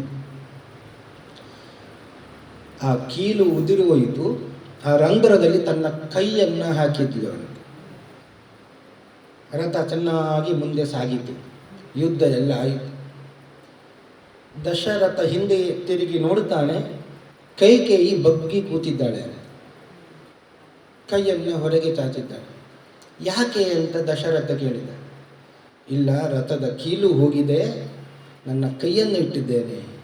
ದಶರಥನಿಗೆ ಸಂತೋಷ ಆಯಿತು. ನನ್ನನ್ನು ಬದುಕಿಸಿದೆಯಲ್ಲ ನೀನು, ಇಷ್ಟು ನನಗಾಗಿ ಕಷ್ಟಪಟ್ಟಿದ್ದಿ, ನಿನಗೆ 2 ವರಗಳನ್ನು ಕೊಡ್ತೇನೆ, ಸ್ವೀಕಾರ ಮಾಡು. ಕೈಕೇಯಿ, ನನಗೇನು ವರ ಬೇಡ, ಬೇಕಾದರೆ ಕೇಳುತ್ತೇನೆ ಅಂತ ಸುಮ್ಮನಾದ್ಲು. ಕೈಕೇಯಿ ಇಷ್ಟು ಪರಾಕ್ರಮವನ್ನು ಹೇಗೆ ತೋರಿಸಿದ್ಲು? ಕೈ ತುಂಡಾಗುವುದಿಲ್ಲವೇ? ಇಲ್ಲ, ಕೈ ಏನೂ ಆಗಲಿಲ್ಲ. ಯಾಕೆ ಏನೂ ಆಗಲಿಲ್ಲ ಅಂದರೆ ಅದು ಋಷಿಗಳ ವರ ಇತ್ತು. ಕೈಕೇಯಿಯ ರಾಜ ಅಶ್ವಪತಿ ರಾಜನ ಬಳಿಗೆ ಒಬ್ಬರು ಋಷಿಗಳು ಬಂದರು. ಆ ಋಷಿಗಳು ಸ್ವಲ್ಪ ಕಾಲ ಅಲ್ಲಲ್ಲಿ ವಾಸ ಮಾಡ್ತಾ ಇದ್ದವರು ಕೈಕೇಯಿಯ ರಾಜನ ಬಳಿಗೆ ವಾಸಕ್ಕಾಗಿ ಬಂದರು. ಸ್ವಲ್ಪ ದಿವಸ ಇಲ್ಲಿ ಇದ್ದು ಹೋಗ್ತೇನೆ. ಆಯಿತು ಅಂತ ಹೇಳಿದ ರಾಜ. ಒಂದು ಕೋಡೆಯನ್ನು ಕೊಟ್ಟ. ಆ ಋಷಿಗಳ ಸೇವೆಗಾಗಿ ತನ್ನ ಮಗಳು ಕೈಕೇಯಿ ಸಣ್ಣವಳಿದ್ಲು, ಅವಳನ್ನು ಕೊಟ್ಟ ಅಂತ. ನಿಮಗೆ ಏನಾದರೂ ಸಹಾಯಕ್ಕೆ ಬೇಕು ಅಂತಾದರೆ ನನ್ನ ಮಗಳನ್ನು ಸ್ವೀಕಾರ ಮಾಡಿ ಅಂತ. ಆ ಕೈಕೇಯಿ ಪುಟ್ಟ ಮಗಳು, ಅವಳು ಋಷಿಗಳಿಗೆ ಏನಾದರೂ ಬೇಕಾದರೆ ಓಡಿ ಹೋಗಿ ತಂದು ಕೊಡ್ತಾ ಇದ್ಲು. ಒಂದು ದಿನ ಋಷಿಗಳು ಮಲಗಿದ್ರು ಅಂತ. ಪಾಪ ಮಗಳು, ಕೇಕೆಯ ರಾಜನ ಮಗಳು, ಸಣ್ಣವಳು, ಆಟ ಆಡುವ ವಯಸ್ಸು ಅದು. ಋಷಿಗಳು ಮಲಗಿದ್ದಾಗ ಅಲ್ಲೇ ಇದ್ದಂತಹ ಮುಖಕ್ಕೆ ಅಲಂಕಾರ ಮಾಡುವಂತಹ ಎಲ್ಲ ವಸ್ತುಗಳು, ಕಾಡಿಗೆ ಇತ್ಯಾದಿಗಳು ಎಲ್ಲ, ಅದನ್ನು ತೆಗೆದುಕೊಂಡು ಬಂದು ಆ ಋಷಿಗಳ ಮುಖಕ್ಕೆ ಎಲ್ಲ ಬಳಿತಾ ಇದ್ದಾಳೆ. ಆ ಮುಖ ಎಲ್ಲ ಕಪ್ಪಾಯಿತು ಋಷಿಗಳದ್ದು. ಆ ಮಸಿಯನ್ನು ಬಳೆದು ಇವಳು ಬಹಳ ಸಂತೋಷ ಪಡ್ತಾ ಇದ್ದಾಳೆ, ಖುಷಿಯಿಂದ ನಗಾಡುತ್ತಾ ಇದ್ದಾಳೆ, ನಲಿತಾ ಇದ್ದಾಳೆ. ಋಷಿಗಳಿಗೆ ಎಚ್ಚರ ಆಯಿತು, ಏನಿದು ಅಂತ. ಎದುರಿಗೆ ನೋಡುವಾಗಲೇ ಕನ್ನಡಿ ಇತ್ತು, ಮುಖವನ್ನು ನೋಡಿದ್ದಾರೆ. ಮುಖವನ್ನು ನೋಡಲಿಕ್ಕೆ ಸಾಧ್ಯ ಇಲ್ಲ, ಅಷ್ಟು ಕಪ್ಪಾಗಿ ಹೋಗಿದೆ ಅಂತ. ಸಿಟ್ಟು ಬಂತು, ಶಾಪ ಕೊಟ್ಟರು ಅಂತ. ಮುಖಮಗ್ರೆ ನಿರೀಕ್ಷಂತೆ ನೈವ ಲೋಕಾಹ ಕದಾಚನ. ನಿನ್ನ ಮುಖಕ್ಕೆ ಕೂಡ ಜನರು ಮಸಿಯನ್ನು ಬಳೆಯಲಿ ಅಂತ ಶಾಪ ಕೊಟ್ಟರು. ಪುಟ್ಟ ಮಗು ತಪ್ಪು ಮಾಡಿದೆ, ಋಷಿಗಳಿಗೆ ಸಿಟ್ಟನ್ನು ತಡ್ಕೊಳ್ಳಿಕ್ಕೆ ಆಗಲಿಲ್ಲ, ಶಾಪ ಕೊಟ್ಟರು. ಏನು ನಿನ್ನ ಮುಖಕ್ಕೆ ಮಸಿ ಬಳಿಲಿ ಅಂದರೆ ಅರ್ಥ ಏನು? ನಿನ್ನ ಮುಖವನ್ನು ಯಾರು ನೋಡದ ಹಾಗೆ ಆಗಲಿ ಅಂತ, ಅಷ್ಟು ಕಳಂಕ ನಿನಗೆ ಬರಲಿ ಅಂತ ಶಾಪ ಕೊಟ್ಟರು ಆ ಮಗುವಿಗೆ, ಕೈಕೇಯಿಗೆ. ಸ್ವಲ್ಪ ದಿವಸ ಅಲ್ಲಿ ಆಯಿತು. ಇನ್ನು ಋಷಿಗಳು ಹೊರಡುತ್ತೇನೆ ಅಂತ ಹೊರಟರು. ಸ್ವಲ್ಪ ಮುಂದೆ ಹೋಗಿದ್ದಾರೆ. ಕೈಕೇಯಿ ಪುಟ್ಟ ಮಗು ಓಡಿಕೊಂಡು ಬಂದಳು ಅಂತ. ಋಷಿಗಳೇ ನಿಲ್ಲಿ ನಿಲ್ಲಿ ಅಂತ. ಋಷಿಗಳು ನಿಂತರು. ಏನು ಅಂತ ಕೇಳಿದರು. ಇಲ್ಲ, ನಿಮ್ಮ ವಸ್ತುವನ್ನು ಬಿಟ್ಟು ಹೋಗಿದ್ದೀರಿ, ತಗೊಳ್ಳಿ ಅಂತ. ಋಷಿಗಳಿಗೆ ಬಹಳ ಬೇಕಾದಂತಹ ವಸ್ತು ಅದು. ಅದು ಇಲ್ಲದೆ ಅವರದ್ದು ದಿನಚರಿ ನಡೆಯುವುದಿಲ್ಲ, ಅಂತಹ ವಸ್ತು. ಋಷಿಗಳಿಗೆ ಸಂತೋಷ ಆಯಿತು ಅಂತ. ಈ ವಸ್ತು ಇಲ್ಲದೆ ನಾನು ಇರಲಿಕ್ಕೆ ಸಾಧ್ಯ ಇಲ್ಲ, ಅಂತಹ ವಸ್ತುವನ್ನು ತಂದುಕೊಟ್ಟಿಯಲ್ಲ ನೀನು, ನಿನ್ನ ಕೈ ಅದು ಅಚ್ಛೇದ್ಯ, ಅಭೇದ್ಯವಾಗಲಿ ಅಂತ ವರ ಕೊಟ್ಟರು. ಕಬ್ಬಿಣದಂತೆ ಆಯಿತು ಆ ಕೈ, ಅಷ್ಟು ಗಟ್ಟಿ ಆಯಿತು ಅಂತ. ಹೀಗೆ ಒಂದು ವರವನ್ನು ಪಡ್ಕೊಂಡವಳು ಕೈಕೇಯಿ, ಹಾಗೆ ಶಾಪವನ್ನು ಕೂಡ ಪಡ್ಕೊಂಡವಳು. ಈ ಕಾರಣದಿಂದಲೇ ಕೈ ಗಟ್ಟಿ ಇತ್ತು, ಅಚ್ಛೇದ್ಯವಾಗಿತ್ತು, ಅಭೇದ್ಯವಾಗಿತ್ತು. ಅದನ್ನು ಕೀಲಿನಂತೆ ರಥದ ರಂಧ್ರಕ್ಕೆ, ಚಕ್ರದಲ್ಲಿ ಇರುವ ರಂಧ್ರಕ್ಕೆ ಸಿಕ್ಕಿಸಿದ್ಲು. ಚಕ್ರ ಬಿದ್ದಿಲ್ಲ. ದಶರಥ ಸಂತೋಷಗೊಂಡ, ವರವನ್ನು ಕೊಟ್ಟ. ಆ ವರವನ್ನು ಆಗ ಉಪಯೋಗ ಮಾಡಿಕೊಂಡಿಲ್ಲ. ಈಗ ಮಂತರ ನೆನಪಿಸಿದ್ಲು. ಇದುವರೆಗೆ ಅದು ನೆನಪೇ ಇದ್ದಿಲ್ಲ. ಎಷ್ಟೋ ವರ್ಷಗಳು ಆಗಿತ್ತು. ಮಂತರಕ್ಕೆ ಇದೆಲ್ಲ ಗೊತ್ತಿತ್ತು. ಅಷ್ಟು ದುಷ್ಟ ಬುದ್ಧಿಯವಳು. ಬಹಳ ಸಂತೋಷ ಆಯಿತು. 2 ವರವನ್ನು ಕೇಳಬೇಕಲ್ವೇ? ಒಂದೇ ವರ ಕೇಳ್ತೇನೆ ಸಾಕು. ಭರತ ರಾಜನಾಗಲಿ, ಇಷ್ಟು ವರ ಕೇಳ್ತೇನೆ, ರಾಮ ಯಾಕೆ ಕಾಡಿಗೆ ಹೋಗಬೇಕು ಅಂತ ಮತ್ತೆ ಕೈಕೇಯಿ ಮತ್ತೆ ದುರ್ಬೋಧನೆ ಮಾಡಿದ್ಲು. ನಿನಗೆ ರಾಜಕಾರಣವೇ ಗೊತ್ತಿಲ್ಲ ಅಂತ ಹೇಳಿದ್ಲು ಮಂಥರೆ. ಎಲ್ಲರೂ ಕೂಡ ರಾಮನೇ ರಾಜನಾಗಬೇಕು ಅಂತ ಬಯಸ್ತಾ ಇದ್ದಾರೆ. ದಶರಥ ಕೂಡ ರಾಮನೇ ರಾಜನಾಗಬೇಕು ಅಂತ ಬಯಸ್ತಾ ಇದ್ದಾನೆ. ಈ ಕಾಲದಲ್ಲಿ ಭರತ ರಾಜನಾಗಲಿಕ್ಕೆ ಯಾರಾದರೂ ಬಿಡ್ತಾರೆ? ರಾಮ ಇದ್ದಾಗ ರಾಮನೇ ರಾಜನಾಗಲಿ ಅಂತ ಹೇಳ್ತಾರೆ. ಆದ್ದರಿಂದ ರಾಮ ಇದ್ದು ಭರತನಿಗೆ ಪಟ್ಟಾಭಿಷೇಕ ಸಾಧ್ಯ ಇಲ್ಲ. ಒಂದು ವೇಳೆ ಕಷ್ಟಪಟ್ಟು ಪಟ್ಟಾಭಿಷೇಕ ಆದರೂ ರಾಜ್ಯಾಡಳಿತ ಸಾಧ್ಯ ಇಲ್ಲ. ಆದ್ದರಿಂದ ಕಾಡಿಗೆ ಹೋಗಲೇಬೇಕು ರಾಮ. 14 ವರ್ಷವರೆಗೆ ಹೋಗಲಿ, ಮತ್ತೆ ಬಂದರೆ ಯಾರಿಗೂ ನೆನಪಿರುವುದಿಲ್ಲ. ಎಲ್ಲರೂ ಕೂಡ ಮರೆತು ಬಿಡ್ತಾರೆ. ನಿನ್ನೆ ಆದದ್ದು ಇವತ್ತು ಮರಿತಾರೆ, ಇವತ್ತು ಆದದ್ದು ನಾಳೆ ಮರೆತೇ ಬಿಡ್ತಾರೆ, ನೆನಪಿರುವುದಿಲ್ಲ. ಭರತನ ಆ ರಾಜ್ಯಾಡಳಿತ ಸುಗಮವಾಗಿ ನಡೀತದೆ. ಕೈಕೇಯಿಗೆ ಮತ್ತಷ್ಟು ಸಂತೋಷ ಆಯಿತು. ಇಂತಹ ರಾಜಕಾರಣ ನನಗೆ ಗೊತ್ತಿಲ್ಲದ್ದು ನಿನಗೆ ಗೊತ್ತಾಯಿತಲ್ಲವೇ? ಮೊದಲಿಗೆ ರಾಮರಾಜನಾಗ್ತಾನೆ ಅಂತ ಸುದ್ದಿಯನ್ನು ಮುಟ್ಟಿಸಿದ ಕೂಡಲೇ ಸರವನ್ನು ತೆಗೆದುಕೊಟ್ಟವಳು. ಈಗ ಈ 2 ವರವನ್ನು ನೆನಪಿಸಿದ ಮಾತ್ರಕ್ಕೆ ಕೈಕೇಯಿಗೆ ಸಂತೋಷವಾಗಿ ಅವಳು ಒಂದು ಉಪಾಯ ಮಾಡಿದ್ಲು ಅಂತ. ನಾಳೆ ನನ್ನ ಮಗ ಭರತ ರಾಜನಾದರೆ ನಿನ್ನ ಬೆನ್ನ ಮೂಲೆ ಒಂದು ಡುಬ್ಬ ಇದೆ ಅಲ್ವಾ, ಬೆನ್ನ ಮೇಲೆ ಒಂದು ಡುಬ್ಬ ಇತ್ತಲ್ಲ, ಎತ್ತರದ ಡುಬ್ಬ, ಅಷ್ಟು ವಕ್ರವಾಗಿ ಇದ್ಲು. ಆ ಡುಬ್ಬಕ್ಕೆ ಶುದ್ಧವಾದ ಚಿನ್ನದಿಂದ ಕವಚವನ್ನು ಮಾಡಿಸ್ತೇನೆ ಅಂತ ಆಶ್ವಾಸನೆ ಕೊಟ್ಟಳು. ಅಭಿಷಿಕ್ತೇತ ಭರತೆ ರಾಘವೇತ ವನಂಗತೆ, ಭರತನಿಗೆ ಪಟ್ಟಾಭಿಷೇಕ ಆಗಬೇಕು, ರಾಮ ಕಾಡಿಗೆ ಹೋಗಬೇಕು, ಆಗ ಅಧಿಕಾರ ನಮಗೆ ಸಿಗ್ತದೆ. ಜಾತಿಯೇನತ ಸುವರ್ಣೇನ ಸುನಿಷ್ಟಪ್ತೇನ ಮಂತರೆ, ಒಳ್ಳೆಯ ಜಾತಿಯ ಸುವರ್ಣ, ಸ್ವಲ್ಪವೂ ಮಿಶ್ರಣ ಇರಬಾರದು, ಅಷ್ಟು ಶುದ್ಧವಾದ ಚಿನ್ನದಿಂದ ನಿನ್ನ ಡುಬ್ಬಕ್ಕೆ ಒಳ್ಳೆಯ ಕವಚವನ್ನು ಮಾಡಿಸ್ತೇನೆ. ಲಬ್ಧಾರ್ಥಾಚ ಪ್ರತೀತಾಚ ಲೇಪಯಿಷ್ಯಾಮಿ ತೇ ಸ್ಥಗು. ಕೈಕೇಯಿ ಹೀಗೆ ಇಷ್ಟು ಹೇಳಿದಾಗ ಮಂಥರೆಗೆ ಕೂಡ ಬಹಳ ಸಂತೋಷ ಆಯಿತು. ಕೂಡಲೇ ಅಲ್ಲಿಂದ ಹೊರಟ್ಲು ಅಂತ. ಕೈಕೇಯಿ ದಶರಥನ ಅರಮನೆಗೆ ಹೊರಟ್ಲು. ಮಂಥರೆ ಹೇಳಿದಾಗೆ ವಸ್ತ್ರವನ್ನೆಲ್ಲ ಚೆಲ್ಲಾಪಿಲ್ಲಿಯನ್ನಾಗಿ ಮಾಡಿ ಆಭರಣವನ್ನೆಲ್ಲ ಕಿತ್ತೆಸೆಗೆದು ಅಳುತ್ತಾ ದುಃಖದಿಂದ ಕೂತಿದ್ದಾಳಂತೆ. ದಶರಥ ಪಟ್ಟಾಭಿಷೇಕಕ್ಕೆ, ರಾಮನ ಪಟ್ಟಾಭಿಷೇಕಕ್ಕೆ ಎಲ್ಲ ತಯಾರೆಲ್ಲ ಮಾಡಿ ಅರಮನೆಗೆ ಬಂದು ನೋಡುತ್ತಾನೆ, ಕೈಕೇಯಿ ದುಃಖದಿಂದ ಅಳುತ್ತಾ ಇದ್ದಾಳೆ. ಮೈಯಲ್ಲಿ ಆಭರಣ ಇಲ್ಲ, ಉಟ್ಟಂತಹ ವಸ್ತ್ರ ಚೆಲ್ಲಾಪಿಲ್ಲಿಯಾಗಿದೆ, ಕಣ್ಣೀರು ಸುರಿಸ್ತಾ ಇದ್ದಾಳೆ. ಯಾಕೆ, ಏನಾಗಿದೆ, ಯಾರು ನಿನಗೆ ಏನು ಮಾಡಿದ್ರು ಹೇಳು, ಅವರಿಗೆ ಶಿಕ್ಷೆಯನ್ನು ಕೊಡ್ತೇನೆ. ಏನು ಎಷ್ಟು ಸಮಾಧಾನ ಮಾಡಿದ್ರೂ ಕೈಕೇಯಿ ಸಮಾಧಾನ ಆಗ್ತಾನೆ ಇಲ್ಲ ಅಂತ ಮತ್ತೆ ಅಳ್ತಾ ಇದ್ದ. ಏನು ಬೇಕು ಕೇಳು ಕೊಡ್ತೇನೆ ಅಂತ ಹೇಳಿದ. ಶಪೇತೆ ಜೀವನಾರ್ಹೇಣ ಬ್ರೂಹಿಯನ್ನು ಮನಸ್ಸೆಚ್ಛಸಿ, ರಾಮನ ಮೇಲೆ ಆಣೆ ಮಾಡಿ ಹೇಳ್ತೇನೆ, ಏನು ಬೇಕು ಕೇಳು ಕೊಡ್ತೇನೆ ಅಂತ ಹೇಳಿದ. ಯಂ ಮುಹೂರ್ತಂ ಅಪಶ್ಯಮಸ್ತು ನ ದೀವೇಹಂ ಅಹಂ ಧ್ರುವಂ.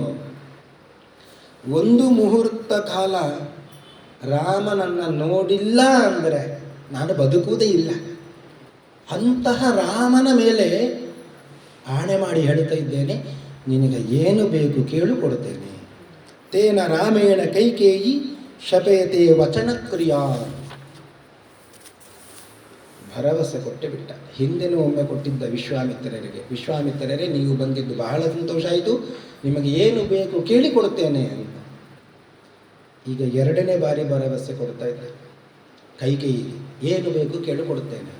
ಇಷ್ಟು ಹೇಳಿದ್ದೆ ತಡ ಕೈಕೇಯಿ ಅಳುವುದನ್ನು ನಿಲ್ಲಿಸಿದ್ಲು. ಎದ್ದು ನಿಂತು ಎಲ್ಲರನ್ನು ಕರೆದ್ಲು ಅಂತ. ಯಾರು ಎಲ್ಲರು? ಸತ್ಯಸಂಧೋ ಮಹಾತೇಜಾಃ ಧರ್ಮಜ್ಞ ಸುಸಮಾಹಿತಃ ವರಂ ಮಮ ದದಾತ್ಯೇಷ ತನ್ಮೇ ಶೃಣ್ವಂತು ದೇವತಾಃ. ಸೂರ್ಯ ಚಂದ್ರರೇ ಎಲ್ಲರೂ ಬನ್ನಿ ಕೇಳಿ, ಎಲ್ಲ ನಕ್ಷತ್ರ ದೇವತೆಗಳೇ ಬನ್ನಿ, ಅಗ್ನಿಯೇ ಮುಖವಾಗಿ ಉಳ್ಳಂತಹ ಎಲ್ಲ ದೇವತೆಗಳೇ ಎಲ್ಲರೂ ಬನ್ನಿ. ಸತ್ಯಸಂಧನಾದಂತಹ ಧರ್ಮಜ್ಞನಾದಂತಹ ದಶರಥ ಒಂದು ಮಾತನ್ನು ಹೇಳ್ತಾ ಇದ್ದಾನೆ, ಏನು ಬೇಕು ಕೇಳು ಕೊಡುತ್ತೇನೆ ಅಂತ. ನೀವೆಲ್ಲ ಕೇಳ್ತಾ ಇದ್ದೀರಿ ತಾನೆ, ನಿಮ್ಮ ಸಮ್ಮುಖದಲ್ಲಿ ನಾನು ಕೇಳುತ್ತೇನೆ ಅಂತ ಹೇಳಿ ಕೈಕೇಯಿ ದಶರಥನ ಬಳಿ ಕೇಳಿದ್ಲು ಅಲ್ಲ. 2 ವರವನ್ನು ಕೊಡುತ್ತೇನೆ ಅಂತ ಹೇಳಿದ್ಯಲ್ಲ ನೀನು, ಅದರಲ್ಲಿ 1 ವರ ರಾಮ 14 ವರ್ಷ ಕಾಡಿಗೆ ಹೋಗಬೇಕು, ಇನ್ನೊಂದನೆಯ ವರ ಭರತ ರಾಜನಾಗಬೇಕು. ಹೆಚ್ಚು ಕಷ್ಟ ಇಲ್ಲ, ರಾಮ ತಯಾರಾಗಿ ಇರುತ್ತಾನೆ. ರಾಮನ ಜಾಗದಲ್ಲಿ ಭರತನನ್ನು ಕೂಡಿಸಿದ್ರೆ ಆಯಿತು. ಪಟ್ಟಾಭಿಷೇಕದ ಸಿದ್ಧತೆ ನಡೆದಿದೆ, ಎಲ್ಲರೂ ಬಂದಿದ್ದಾರೆ, ಸ್ವಲ್ಪ ವ್ಯತ್ಯಾಸ ಅಷ್ಟೇ. ರಾಮನನ್ನು ಕೂಡಿಸುವ ಬದಲು ಸಿಂಹಾಸನದಲ್ಲಿ ಭರತನನ್ನು ಕೂಡಿಸಿದ್ರೆ ಆಯಿತು. ದಶರಥ ಅಲ್ಲಿಗೆ ಮೂರ್ಛೆಗೊಂಡಾನಂತೆ. ದೀನಂ ಲಾಲಪ್ಯ ಮಾನಸ್ಯ ಕಾರುಣ್ಯಂ ಕರ್ತುಮರ್ಹಸಿ. ದೀನನಾದಂತಹ ನನ್ನ ಮೇಲೆ ಎಷ್ಟು ನಿನಗೆ ತೊಂದರೆ ಕೊಡುವ ಮನಸ್ಸು ಬಂದಿದೆ. ಪೃಥಿವ್ಯಾಂ ಸಾಗರಾಂತಾಯಾಂ ಯತ್ಕಿಂಚಿತ್ ಅಧಿಗಮ್ಯತೆ. ಈ ಭೂಮಿಯಲ್ಲಿ ಸಾಗರದವರೆಗೆ ಎಷ್ಟು ಭೂಮಿ ಇದೆಯೋ ಅದನ್ನೆಲ್ಲ ಬೇಕಾದರೆ ನಿನಗೆ ಕೊಡುತ್ತೇನೆ. ತತ್ ಸರ್ವಂ ತವ ದಾಸ್ಯಾಮಿ ಮಾತತ್ವ ಮಂಜುರಾವಿಷೇತ್. ರಾಮನ ಮೇಲೆ ಸಿಟ್ಟುಗೊಳ್ಳಬೇಡ. ಯಾಕೆ ಇಷ್ಟು ರಾಮನ ಮೇಲೆ ಸಿಟ್ಟು ನಿನಗೆ? ರಾಮನನ್ನು ಬಿಟ್ಟು ಭರತನಿಗೆ ಪಟ್ಟಾಭಿಷೇಕ ಮಾಡು ಅಂತ ಹೇಳ್ತಾ ಇದ್ದೀಯಲ್ಲ, ಯಾಕೆ ಅವನ ಮೇಲೆ ಸಿಟ್ಟು? ಅಂಜಲಿಂ ಕುರ್ಮಿ ಕೈಕೇಯಿ. ಕೈ ಜೋಡಿಸಿ ನಮಸ್ಕಾರ ಮಾಡ್ತೇನೆ ನಿನಗೆ. ಅಂಜಲಿಂ ಕುರ್ಮಿ ಕೈಕೇಯಿ. ಅಷ್ಟು ಸಾಕಾಗುವುದಿಲ್ವಾ? ಪಾದವೂ ಚಾಪಿ ಸ್ಪರ್ಶಾಮಿತೆ.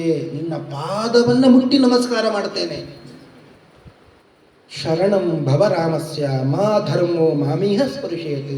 ರಾಮನ ಮೇಲೆ ಕರುಣೆಯನ್ನು ತೋರು, ಅಧರ್ಮವನ್ನು ಮಾಡಬೇಡ ಅಂತ ಮತ್ತೆ ಮತ್ತೆ ಕೈ ಜೋಡಿಸಿ ಬೇಡಿಕೊಂಡಂತೆ ದಶರಥ. ಎಂತಹ ಪರಿಸ್ಥಿತಿ ಬಂತು ದಶರಥನಿಗೆ. ಕೈಕೇಯಿ ಹೇಳಿದ್ದು, ಇಕ್ಷ್ವಾಕು ವಂಶದಲ್ಲಿ ಬಂದವ ದಶರಥ, ನೀನು ನಿನ್ನ ಪ್ರತಿಜ್ಞೆಯನ್ನು ಭಂಗ ಮಾಡಬೇಡ. ಇಲ್ಲಿವರೆಗೆ ಬಂದ ರಾಜರು ಯಾರು ಕೂಡ ಪ್ರತಿಜ್ಞಾ ಭಂಗವನ್ನು ಮಾಡಲಿಲ್ಲ, ನೀನು ಮಾತ್ರ ಮಾಡಬೇಡ. ದಶರಥ ಒಳಗಿಂದ ಒಳಗೆ ದುಃಖ ಪಡ್ತಾ ಇದ್ದಾನೆ. ಅಯ್ಯೋ ವಿಧಿ ಹೀಗೆ ಮಾಡಿದ್ದಲ್ಲ ನನಗೆ. ನನ್ನ ಮಗನಾದಂಥ ರಾಮನಿಗೆ ನಾನು ಕಾಡಿಗೆ ಹೋಗು ಅಂತ ಹೇಳಿದರೆ ಹೋಗಿಯೇ ಬಿಡುತ್ತಾನೆ, ರಾಜ್ಯವನ್ನು ತೊರೆದೇ ಬಿಡುತ್ತಾನೆ. ನನ್ನ ಮಗ ನನ್ನ ಮಾತನ್ನು ಕೇಳದೇ ಇರಲಿ ಅಂತ ದೇವರಲ್ಲಿ ಪ್ರಾರ್ಥನೆ ಮಾಡಿಕೊಂಡ. ಎಷ್ಟು ತಂದೆ ತಾಯಂದಿರು ದುಃಖಿಸ್ತಾರೆ, ನಮ್ಮ ಮಕ್ಕಳು ನಮ್ಮ ಮಾತನ್ನು ಕೇಳುವುದಿಲ್ಲ ಅಂತ. ದಶರಥ ಹೇಳ್ತಾ ಇದ್ದಾನೆ, ನನ್ನ ಮಗ ನನ್ನ ಮಾತನ್ನು ಕೇಳುವುದು ಬೇಡ ಅಂತ ದಶರಥ ದುಃಖಿಸ್ತಾ ಇದ್ದಾನೆ. ಶಾಪ ಕೊಟ್ಟ.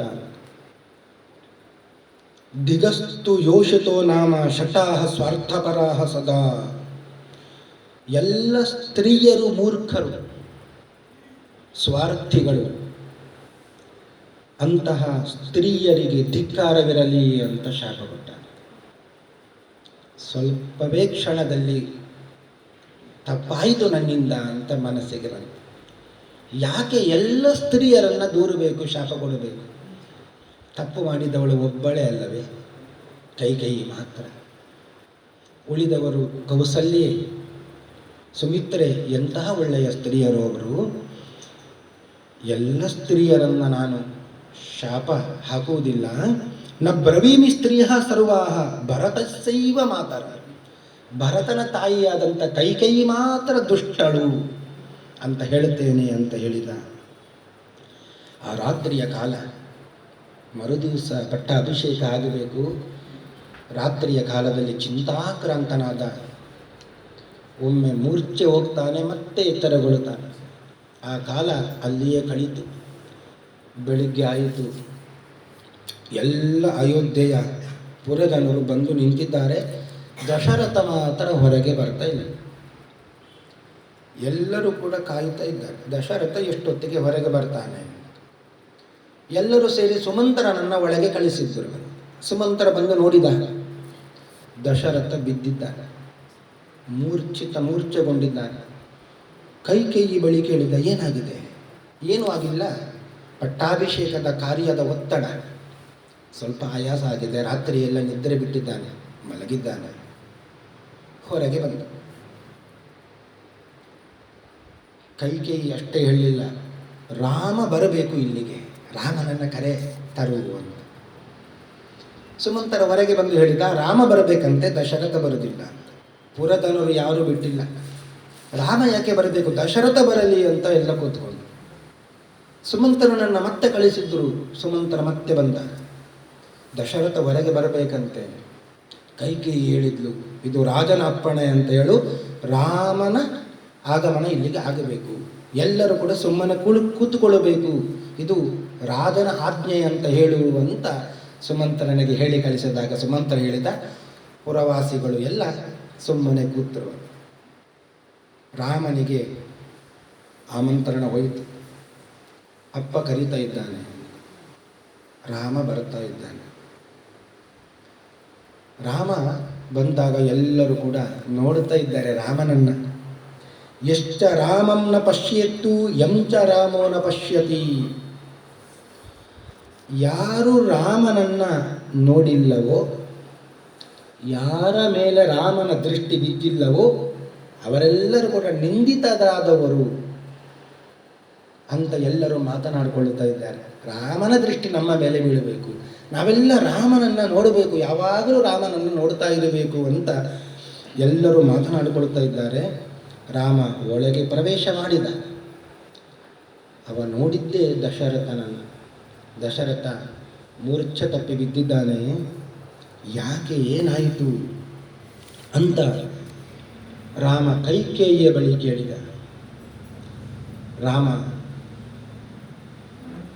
ದಶರಥ ನಿನ್ನ ಒಪ್ಪಿಗೆಯನ್ನು ಬಯಸ್ತಾ ಇದ್ದಾನೆ. ಏನು ಒಪ್ಪಿಗೆ? ಇಲ್ಲ, ಸ್ವಲ್ಪ ಹೇಳಲಿಕ್ಕೆ ತಡವರಿಸ್ತಾ ಇದ್ದಾನೆ. ರಾಮ ಹೇಳಿದ, ಅಹೋ ಧಿಂಗ್ ನರ್ಹಸೆ ದೇವಿ ವಕ್ತುಂ ಮಾಮೀದೃಶಂ ವಚಃ. ಯಾಕೆ ತಡವರಿಸಬೇಕು? ದಶರಥ ಮಹಾರಾಜ ನನ್ನ ಗುರು, ನನ್ನ ಅಪ್ಪ, ನನ್ನ ತಂದೆ. ಅವ ಏನು ಹೇಳಿದರೂ ನಾನು ಮಾಡುತ್ತೇನೆ, ಯಾಕೆ ತಡವರಿಸಬೇಕು? ಅಹಂ ಈ ವಚನಾತ್ ರಾಜ್ಞಃ ಪತೇಯಮಪಿ ಪಾವಕೆ. ಉರಿಯುವ ಅಗ್ನಿಯಲ್ಲಿ ಬೀಳು ಅಂತ ಹೇಳಿದ್ರು ನಾನು ಅಲ್ಲಿಗೆ ಅಗ್ನಿಯನ್ನು ಹಾರುತ್ತೇನೆ, ಅಗ್ನಿ ಪ್ರವೇಶ ಮಾಡುತ್ತೇನೆ. ಭಕ್ಷಯೇಯಂ ವಿಷಂ ತೀಕ್ಷ್ಣಂ. ತೀಕ್ಷ್ಣವಾದ ವಿಷಪ್ರಾಶನ ಮಾಡು ಅಂತ ಹೇಳಿದ್ರು ನಾನು ವಿಷಪ್ರಾಶನ ಮಾಡುತ್ತೇನೆ. ಮಜ್ಜೇಯಮಪಿ ಚಾರಣವೇ. ಸಮುದ್ರಕ್ಕೆ ಹೋಗಿ ಹಾರು, ಬೀಳು ಅಂತ ಹೇಳಿದರೂ ನಾನು ಹೋಗಿ ಬೀಳುತ್ತೇನೆ. ತದ್ಬ್ರೂಹಿ ವಚನಂ ದೇವಿ ರಾಜ್ಞೋ ಯದಭಿಕಾಂಕ್ಷಿತಂ. ರಾಜನಿಗೆ ನನಗೆ ಹೇಳಬೇಕಾದ ಮಾತು ಏನು ಅದನ್ನು ಹೇಳು, ಅದನ್ನು ನಾನು ನಡೆಸಿಕೊಡ್ತೇನೆ. ಕರಿಷ್ಯೆ ಪ್ರತಿಜಾನೇ ಚ ರಾಮೋ ದ್ವಿಹಿ ನಾಭಿಭಾಷತೆ. ರಾಮ ಎರಡು ಮಾತನಾಡುವವನಲ್ಲ. ರಾಮನಿಗೆ ಎರಡು ನಾಲಿಗೆ ಇಲ್ಲ. ಏನು ಮನಸ್ಸಿನಲ್ಲಿ ಯೋಚಿಸ್ತಾನೋ ಅದನ್ನೇ ಹೇಳುತ್ತಾನೆ, ಏನು ಹೇಳಿದ್ದಾನೋ ಅದನ್ನೇ ಮಾಡುತ್ತಾನೆ. ಎರಡು ಮಾತನಾಡುವ ರಾಮ ಅಲ್ಲ. ಮನಸ್ಸೇಕಂ ವಚಸ್ಸೇಕಂ ಕರ್ಮಣ್ಯೇಕಂ. ನಾವೆಲ್ಲ ಇದ್ದೇವೆ, ಮನಸ್ಸಿನಲ್ಲಿ ಏನೋ ಹೇಳುತ್ತೇವೆ, ಯೋಚಿಸ್ತೇವೆ, ಹೇಳುವಾಗ ಏನೋ ಹೇಳುತ್ತೇವೆ, ಮಾಡುವಾಗ ಯಾವುದನ್ನೋ ಮಾಡುತ್ತೇವೆ. ಇದು ರಾಮನ ಗುಣ ಅಲ್ಲ. ರಾಮನ ಗುಣ ಏನು? ರಾಮ ಏನು ಯೋಚಿಸ್ತಾನೋ ಅದನ್ನೇ ಹೇಳುವವ, ಏನು ಹೇಳಿದ್ದಾನೋ ಅದನ್ನೇ ಮಾಡುವವ. ರಾಮ ನ ದ್ವಿಹಿ ಬಭಾಷತೆ. ರಾಮ ಎಷ್ಟು ಹೇಳಿದ್ದೆ ತಡ. ಕೈಕೇಯಿಗೆ ಎಲ್ಲಿಲ್ಲದ ಧೈರ್ಯ ಬಂತು ಅಂತ. ಸ್ವಲ್ಪ ಅವಳಿಗೆ ಧೈರ್ಯ ಕಡಿಮೆ ಆಗಿತ್ತು. ರಾಮನ ಮುಂದೆ ಹೇಗೆ ಹೇಳಬೇಕು ಇದನ್ನು? ದಶರಂತ ಹೇಳುವ ಪರಿಸ್ಥಿತಿಯಲ್ಲಿ ಇಲ್ಲ. ರಾತ್ರಿ ಇಡೀ ನಿದ್ರೆ ಬರದೆ ಒಮ್ಮೆ ಮೂರ್ಛೆ ತಪ್ಪುದು, ಒಮ್ಮೆ ಎಚ್ಚರ ಆಗೋದು, ಇದೇ ಪರಿಸ್ಥಿತಿಯಲ್ಲಿ ಇದ್ದಾನೆ. ಹೇಳಲಿಕ್ಕೆ ನಾನೇ ಹೇಳಬೇಕು. ಈಗ ಸ್ವಲ್ಪ ಧೈರ್ಯ ಬಂತು. ರಾಮ ಧೈರ್ಯ ಕೊಟ್ಟು, ರಾಮ ನಿನ್ನ ಅಪ್ಪ 2 ವರ ಕೊಡುತ್ತೇನೆ ಅಂತ ಹೇಳಿದ್ದ. ಆ 2 ವರವನ್ನು ನಾನು ಈಗ ಕೇಳಿದ್ದೆ. ಒಂದು, ನೀನು 14 ವರ್ಷ ವನವಾಸಕ್ಕೆ ಹೋಗಬೇಕು. 2ನೇ ವರ, ರಾಮ ಪಟ್ಟಾಭಿಷಿಕ್ತನಾಗಬೇಕು. ಆ ಭರತ ಪಟ್ಟಾಭಿಷಿಕ್ತನಾಗಬೇಕು. ರಾಮನಿಗೆ ಇಷ್ಟು ಹೇಳಿದಾಗ ಯಾವ ಚಿತ್ತ ಚಾಂಚಲ್ಯ, ಮನೋವಿಕಾರ ಯಾವುದೂ ಆಗಲಿಲ್ಲ. ದಶರಥ ಹಿಂದೆ ಸಭೆಯನ್ನು ಕರೆದು ಅಲ್ಲಿ ಸಭೆಯಲ್ಲಿ ರಾಮನಿಗೆ ಪಟ್ಟಾಭಿಷೇಕ ಮಾಡುತ್ತೇನೆ ಅಂತ ತೀರ್ಮಾನ ಮಾಡಿ ರಾಮನನ್ನು ಕರೆದು ರಾಮನಿಗೆ ಹೇಳಿದ್ದಂತೆ, ರಾಮ ನಿನಗೆ ನಾನು ನಾಳೆ ಪಟ್ಟಾಭಿಷೇಕ ಮಾಡುತ್ತೇನೆ ಅಂತ. ರಾಮನ ಮನಸ್ಸಿನಲ್ಲಿ ಸ್ವಲ್ಪವೂ ಆಗಲೂ ವಿಕಾರ ಆಗಲಿಲ್ಲ. ಪಟ್ಟಾಭಿಷೇಕ ಮಾಡುತ್ತೇನೆ ಅಂದಾಗಲೂ ರಾಮ ತಟಸ್ಥನಾಗಿದ್ದ. ಈಗ ಕೈಕೇಯಿ ಹೇಳಿದ್ಲು, ನಿನ್ನ ಜಾಗದಲ್ಲಿ ಭರತನಿಗೆ ಪಟ್ಟಾಭಿಷೇಕ ಆಗ್ತದೆ. ಆಗಲೂ ರಾಮನ ಮನಸ್ಸಿನಲ್ಲಿ ಸ್ವಲ್ಪವೂ ಚಾಂಚಲ್ಯ ಬಂದಿಲ್ಲ, ವಿಕಾರತೆ ಬಂದಿಲ್ಲ. ಆಗಲಿ ತಾಯಿ, ಅಪ್ಪ ವರ ಕೊಟ್ಟ ಹಾಗೆ ಅಪ್ಪನ ಮಾತನ್ನು ನಾನು ನಡೆಸ್ತೇನೆ. ಒಂದು ಬೇಸರ, ವರವನ್ನ ಇಟ್ಟುಕೊಂಡು ಈ ರೀತಿಯಾಗಿ ಕೇಳುವ ಬದಲು ನೀನೇ ನೇರವಾಗಿ ನನ್ನಲ್ಲಿ ಕೇಳುತ್ತಾ ಇದ್ದರೆ ನಾನು ಭರತನಿಗೆ ಪಟ್ಟವನ್ನು ಕೊಡುತ್ತಾ ಇದ್ದೆ, ನಾನು ಕಾಡಿಗೆ ಹೋಗ್ತಾ ಇದ್ದೆ. ಇರಲಿ, ಆ ಒಂದು ದುಃಖ ನನಗೆ ಇದೆ. ಭರತ ರಾಜನಾಗ್ತಾನೆ, ಅದನ್ನು ನಾನು ನೋಡುತ್ತೇನೆ. ಭರತ ಬರಲಿ, ಅವನಿಗೆ ಪಟ್ಟಾಭಿಷೇಕ ನಡೀಲಿ, ಅದನ್ನು ನೋಡಿಯೇ ನಾನು ಮುಂದೆ ಹೋಗ್ತೇನೆ, ವನವಾಸಕ್ಕೆ ಹೋಗ್ತೇನೆ ಅಂತ ಹೇಳಿದಾಗ ಕೈಕೇಯಿಗೆ ಬೇರೆ ಬಂದಿಲ್ಲ. ರಾಮ ಇರುವಾಗ ಭರತನಿಗೆ ರಾಜ್ಯ ಅಭಿಷೇಕ ಮಾಡುವುದು ಹೇಗೆ ಸಾಧ್ಯವ? ಪುರದನರು ಬಿಡ್ತಾರ? ದಶರಥನು ಬಿಡಲಿಕ್ಕೆ ಇಲ್ಲ. ಆಗ ಒಂದು ಉಪಾಯವನ್ನು ಮಾಡಿದ್ಲು ಕೈಕೇಯಿ. ರಾಮ, ದಶರಥ ವರ ಕೊಟ್ಟಾಗಿದೆ, ನೀನು ವನವಾಸಕ್ಕೆ ಹೊರಡದೆ ದಶರಥ ಸ್ನಾನವನ್ನೂ ಮಾಡುವುದಿಲ್ಲ, ಹೊಟ್ಟೆಗೆ ಏನು ತಿನ್ನುವುದು ಕೂಡ ಇಲ್ಲ ಅಂತ ಹೇಳಿದ್ಲು ಅಂತೆ. ಯಾವತ್ ತ್ವಂ ನ ವನಂ ಯಾತಃ ಪುರಾತ್ ಅಸ್ಮಾತ್ ಅಭಿತ್ವರನ್ ಪಿತಾ ತಾವತ್ ನತೆ ರಾಮ ಸ್ನಾಸ್ಯತೆ ಭೋಕ್ಷ್ಯತೆ ಪಿವಾ ನ ಸ್ನಾಸ್ಯತೆ. ಅವ ಸ್ನಾನ ಮಾಡುವುದಿಲ್ಲ ನೀನು ಇರುವ ತನಕ. ಭೋಕ್ಷ್ಯತೆ ಪಿವಾ, ಏನು ತಿನ್ನುವುದಿಲ್ಲ. ಅವ ಉಪವಾಸ ಇರಬೇಕಾ? ಅವ ಸ್ನಾನ ಮಾಡದೇ ಇರಬೇಕಾ? ನೀನು ಇಲ್ಲಿ ಇರು. ಅವ ಸ್ನಾನ ಮಾಡಿ ಹೊಟ್ಟೆಗೆ ಏನಾದರೂ ತಿನ್ನಬೇಕಂತ ಆದರೆ ನೀನು ಕಾಡಿಗೆ ಹೋಗು. ದಶರಥ ಮನಸ್ಸಿನಲ್ಲಿ ಅಂದುಕೊಳ್ತಾ ಇದ್ದಾನೆ, ಇದನ್ನೆಲ್ಲವನ್ನು ಕೇಳುತ್ತಾ ಇದ್ದಾನೆ, ಮಾತನಾಡಲಿಕ್ಕೆ ಬರ್ತಾ ಇಲ್ಲ, ಅಷ್ಟು ದುಃಖದಲ್ಲಿ ಇದ್ದಾನೆ. ಅಯ್ಯೋ ವಿಧಿಯೇ, ಎಂತಹ ಕಷ್ಟ ಬಂದು ಬಿಡುತ್ತು, ನಾನು ಏನು ಹೇಳಿಲ್ಲ ಅದನ್ನೆಲ್ಲ ಇವಳು ಹೇಳುತ್ತಾ ಇದ್ದಾಳೆ ಅಲ್ಲವೇ. ಎಂತಹ ಗುಣವನ್ನು ಕಾಣುವ ಗುಣಸಾರ ರಾಮಚಂದ್ರ. ಅವನ ವಿಷಯವಾಗಿ ಒಬ್ಬ ಭೋಜ ಅಂತ ಒಬ್ಬ ರಾಜ, ಭೋಜ ಅಂತ ಒಬ್ಬ ಕವಿ, ಅವ ಕವಿಗಳಲ್ಲಿಯೇ ರಾಜ. ಆ ಕವಿರಾಜ ಒಂದು ವರ್ಣನೆಯನ್ನು ಮಾಡುತ್ತಾನೆ. ವನಭುವಿ ತನು ಮಾತ್ರ ತ್ರಾಣಮಾಜ್ಞಾಪಿತಂ ಮೇ ಸಕಲ ಭುವನ ಭಾರಃ ಸ್ಥಾಪಿತೋ ವತ್ಸಮೂರ್ಧ್ನಿ. ಕೈಕೇಯಿಗೆ ರಾಮ ಹೇಳುತ್ತಾನೆ, ಕೈಕೇಯಿ, ನನಗೆ ನಿನ್ನ ಮೇಲೆ ಪ್ರೀತಿ ಇದೆ, ಆದರೆ ನಿನಗೆ ನನ್ನ ಮೇಲೆ ಎಷ್ಟು ಪ್ರೀತಿ. ರಾಜ್ಯಭಾರ ಮಾಡುವುದು ಅಂದರೆ ಎಷ್ಟು ಕಷ್ಟ. ಮುಳ್ಳಿನ ಹಾಸಿಗೆಯ ಮೇಲೆ ಮಲಗುವುದು ಎಷ್ಟು ಕಷ್ಟವೋ ಅಷ್ಟೇ ಕಷ್ಟ ರಾಜ್ಯಭಾರ ಮಾಡುವುದು. ಆ ಭಾರ ನನ್ನ ತಲೆ ಮೇಲೆ ಇತ್ತು, ಈಗ ಅದನ್ನು ನೀನು ಎಲ್ಲ ಇಳಿಸಿದ್ದಿ, ಎಷ್ಟು ನನ್ನ ಮೇಲೆ ನಿನಗೆ ಪ್ರೀತಿ ಅಂತ ಹೇಳ್ತಾನೆ ಅಂತ. ಇದು ಕವಿಯ ವರ್ಣನೆ.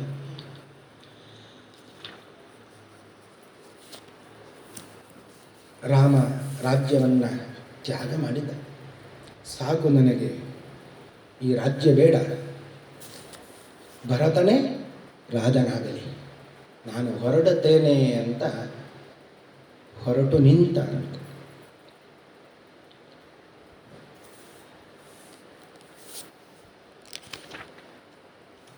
ಕೌಸಲ್ಯಿಗೆ ಹೇಳಬೇಕು, ತಾಯಿಗೆ ಒಮ್ಮೆ ಹೇಳಿ ಬರೋಣ, ಹೇಗೂ ಹೊರಡ್ತಾ ಇದ್ದೇನೆ. ಕೌಸಲ್ಯಿಗೆ ಒಮ್ಮೆ ಹೇಳಬೇಕು. ಕೌಸಲ್ಯಿಗೆ ಇದು ಯಾವುದು ಕೂಡ ಗೊತ್ತಿಲ್ಲ. ಕೌಸಲ್ಯ ಬಳಿಗೆ ಹೋದ, ಈ ವರದ ವಿಷಯವನ್ನು ಹೇಳಿದ. ನಾನು ಈಗ ವನವಾಸಕ್ಕೆ ಹೋಗ್ತೇನೆ, ನಾಳಿನ ಪುಷ್ಯ ನಕ್ಷತ್ರದ ಸುಮುಹೂರ್ತದಲ್ಲಿ ಭರತನಿಗೆ ಪಟ್ಟಾಭಿಷೇಕ ಆಗ್ತದೆ, ನಮಸ್ಕರಿಸಿದ. ಕೌಸಲ್ಯೆ ಈ ಮಾತನ್ನು ಕೇಳಿದವಳೆ ಮೂರ್ಛಿತಳಾದಳು. ಮತ್ತೆ ಎಚ್ಚರಗೊಂಡವಳಾಗಿ ಹೇಳ್ತಾಳೆ, ನೀನು ಹೋಗಬಾರದು ರಾಮ. ಯಾಕೆ ಹೋಗಬಾರದು? ಮಾತಿನಿಂದ ಕಟ್ಟಿ ಹಾಕಲಿಕ್ಕೆ ನೋಡ್ತಾ ಇದ್ದಾಳೆ. ರಾಮ, ನಿನ್ನನ್ನು ಎಲ್ಲರೂ ಧರ್ಮಮಯ ಅಂತ ಹೇಳ್ತಾರೆ. ರಾಮೋ ಧರ್ಮಮಯ ಪುಮಾನು. ರಾಮ ಅಂದರೆ ಧರ್ಮದ ಸಾಕಾರ ಮೂರ್ತಿ. ಧರ್ಮ ಏನು ಹೇಳುತ್ತದೆ? ಮಾತೃದೇವೋ ಭವ, ಪಿತೃದೇವೋ ಭವ, ಆಚಾರ್ಯ ದೇವೋ ಭವ, ಕೊನೆಗೆ ಗುರುಗಳು. ನಂತರದ ಸ್ಥಾನ ತಂದೆಯದು. ಮೊದಲ ಸ್ಥಾನ ಯಾರದ್ದು? ತಾಯಿಯ ಸ್ಥಾನ. ತಾಯಿಯಾದಂತಹ ನಾನು ಹೇಳುತ್ತಾ ಇದ್ದೇನೆ, ರಾಮ ನೀನು ಕಾಡಿಗೆ ಹೋಗಬಾರದು.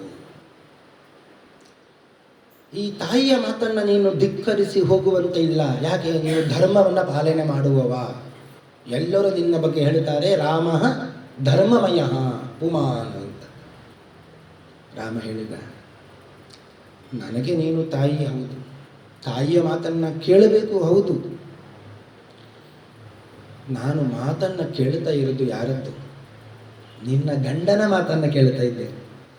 ಪತಿಯ ಮಾತನ್ನು ಪಾಲಿಸುವುದು ಪತ್ನಿಯ ಧರ್ಮ ಅಲ್ಲವೇ? ಅದನ್ನು ತಿರಸ್ಕರಿಸಿ ನೀನು ಇಲ್ಲೇ ಇರುವಂತ ನೀನು ಹೇಳಬಾರದಲ್ಲವೇ ಅಂತ ರಾಮ ಹೇಳಿದ. ಕೌಸಲ್ಯಗೆ ಏನು ಹೇಳಬೇಕಂತ ಗೊತ್ತಾಗಲಿಲ್ಲ. ರಾಮ, ಕಾಡಿಗೆ ನಡಿ, ನಾನು ಬರ್ತೇನೆ, ಹೋಗೋಣ ಅಂತ ಹೇಳಿದ. ರಾಮ ಮತ್ತೆ ಕಟ್ಟಿ ಹಾಕಿದ.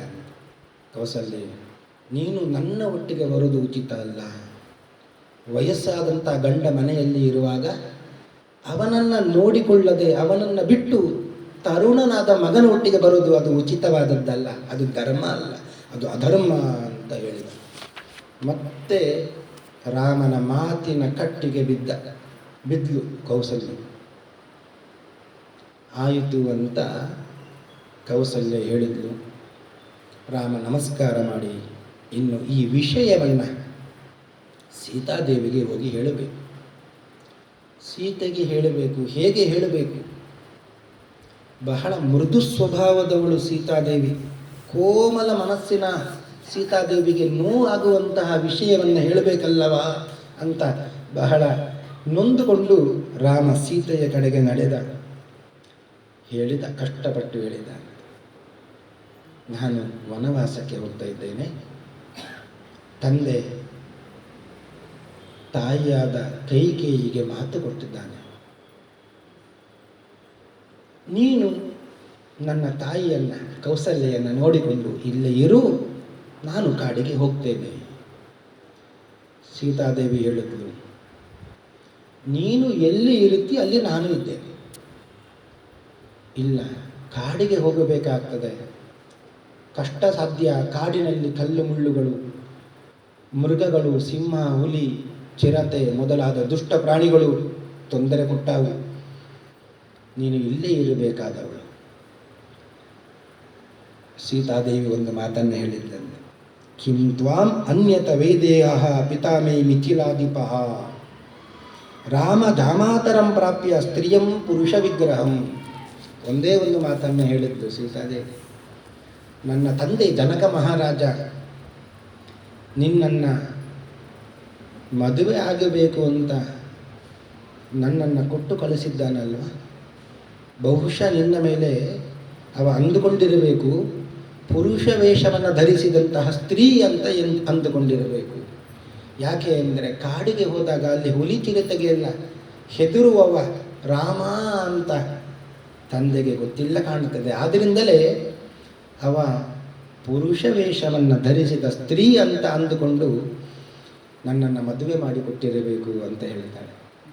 ನಿನ್ನಂತಹ ಪುರುಷ ಸಿಂಹ ಇರುವಾಗ ನನಗೆ ಯಾವ ಸಿಂಹದ ಭಯ ಕಾಡಿನಲ್ಲಿ? ನಿನ್ನ ಒಟ್ಟಿಗೆ ನಾನು ಬರ್ತೇನೆ ಅಂತ ಅಪಹಾಸವನ್ನು ಮಾಡಿದ್ಲು.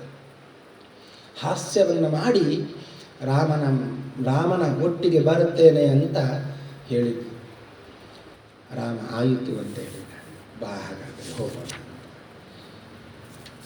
ಕೌಸಲ್ಯಗೆ ಹೇಳಿ ಆಯಿತು, ಸೀತಾದೇವಿಗೆ ಹೇಳಿ ಆಯಿತು. ಇನ್ನು ಯಾರಿಗೆ ಹೇಳಬೇಕು? ಲಕ್ಷ್ಮಣ ಅಲ್ಲಿ ಇದ್ದ. ಲಕ್ಷ್ಮಣ, ನೀನು ಇಲ್ಲೇ ಇರು, ನಾನು ಮತ್ತು ಸೀತಾದೇವಿ ಇಬ್ಬರು ಹೋಗ್ತೇವೆ. ಲಕ್ಷ್ಮಣನಿಗೆ ಸಿಟ್ಟು ಬರುತ್ತದೆ. ಅದು ಹೇಗೆ ಸಾಧ್ಯ? ಸಂವಿಧಾನ ಕಾನೂನು ಹೇಳುವಂಥದ್ದು ಜ್ಯೇಷ್ಠ ಪುತ್ರನೇ ರಾಜನಾಗಬೇಕು. ನಮ್ಮ ಈ ಇಡೀ ವಂಶದಲ್ಲಿ ಹಿರಿಯವ ಇರುವಾಗ ಕಿರಿಯವ ರಾಜನಾದದ್ದು ಪ್ರಸಂಗವೇ ಇಲ್ಲ ಇಕ್ಷ್ವಾಕು ವಂಶದಲ್ಲಿ. ಅದು ಹೇಗೆ ಈ ರೀತಿಯಾಗಿ ಆಗ್ತದೆ ನೋಡಿಕೊಳ್ಳುತ್ತೇನೆ ಅಂತ ನಾನು ಯುದ್ಧಕ್ಕೆ ತಯಾರಿದ್ದೇನೆ ಅಂತ ಹೇಳಿದಂತೆ ಲಕ್ಷ್ಮಣ. ಧನುಸ್ಸನ್ನು ಧರಿಸಿಕೊಂಡ. ರಾಮ ಸಮಾಧಾನಗೊಳಿಸಿದ. ಯುದ್ಧದ ಪ್ರಸಂಗ ಅಲ್ಲ ಇದು ತ್ಯಾಗದ ಪ್ರಸಂಗ. ತ್ಯಾಗವನ್ನು ಮಾಡಬೇಕು ಈ ಕಾಲದಲ್ಲಿ. ರಾಜ್ಯವನ್ನು ತ್ಯಾಗ ಮಾಡಿ ತಂದೆಯ ಮಾತನ್ನು ನಡೆಸಿಕೊಡಬೇಕು ಅಂತ ಹೇಳಿದ. ಯುದ್ಧದ ಪ್ರಸಂಗ ಅಂತ ಆದರೆ ನನಗೆ ಯುದ್ಧ ಮಾಡಲಿಕ್ಕೆ ಗೊತ್ತಿಲ್ಲ, ನಾನು ಯುದ್ಧಕ್ಕೆ ಸಿದ್ಧನಾಗ್ತಾ ಇದ್ದೆ. ತ್ಯಾಗದ ಪ್ರಸಂಗ ಆದ್ದರಿಂದ ನಾನು ಹೊರಡುತ್ತೇನೆ, ನೀನು ತಾಯಿಯನ್ನು ರಕ್ಷಣೆ ಮಾಡ್ತಾ ತಂದೆಯನ್ನು ರಕ್ಷಣೆ ಮಾಡ್ತಾ ಇಲ್ಲೇ ಇರು ಅಂತ ರಾಮ ಲಕ್ಷ್ಮಣನಿಗೆ ಹೇಳಿದಾಗ ಲಕ್ಷ್ಮಣ ಹೇಳ್ತಾನೆ, ಅದು ಹೇಗೆ ಸಾಧ್ಯ ಅಣ್ಣ, ನಿನ್ನ ಸೇವೆಗಾಗಿ ನಾನು ಬರ್ತೇನೆ, ಬೇಡ ಅಂತ ಹೇಳಿದ ರಾಮ. ಇಲ್ಲ, ನಾನು ಬಂದೇ ಬರ್ತೇನೆ. ನೀನು ದಾರಿಯಲ್ಲಿ ಹೋಗುವಾಗ ಮುಂದೆ ಕಲ್ಲು ಮುಳ್ಳುಗಳೆಲ್ಲ ಇರುತ್ತವೆ, ಅದನ್ನೆಲ್ಲ ತೆಗೆದು ನಿನ್ನ ದಾರಿಯನ್ನು ಚೊಕ್ಕವನ್ನಾಗಿ ಮಾಡ್ತೇನೆ, ನಿನ್ನ ಸೇವೆಗೆ ನನಗೆ ಒಂದು ಅವಕಾಶವನ್ನು ಕೊಡು ಅಂತ ಬೇಡಿಕೊಂಡ ರಾಮ. ಲಕ್ಷ್ಮಣನ ಮಾತಿಗೆ ಸೋಲಬೇಕಾಯಿತು. ಆಯಿತು ಬಾ ಅಂತೇಳಿ ಲಕ್ಷ್ಮಣ ಹೊರಡಬೇಕಾದರೆ ತಾಯಿಯ ಅಪ್ಪಣೆ ಬೇಕಲ್ಲವೇ? ಸುಮಿತ್ರಾದೇವಿಯ ಬಳಿಗೆ ಹೋದಾಗ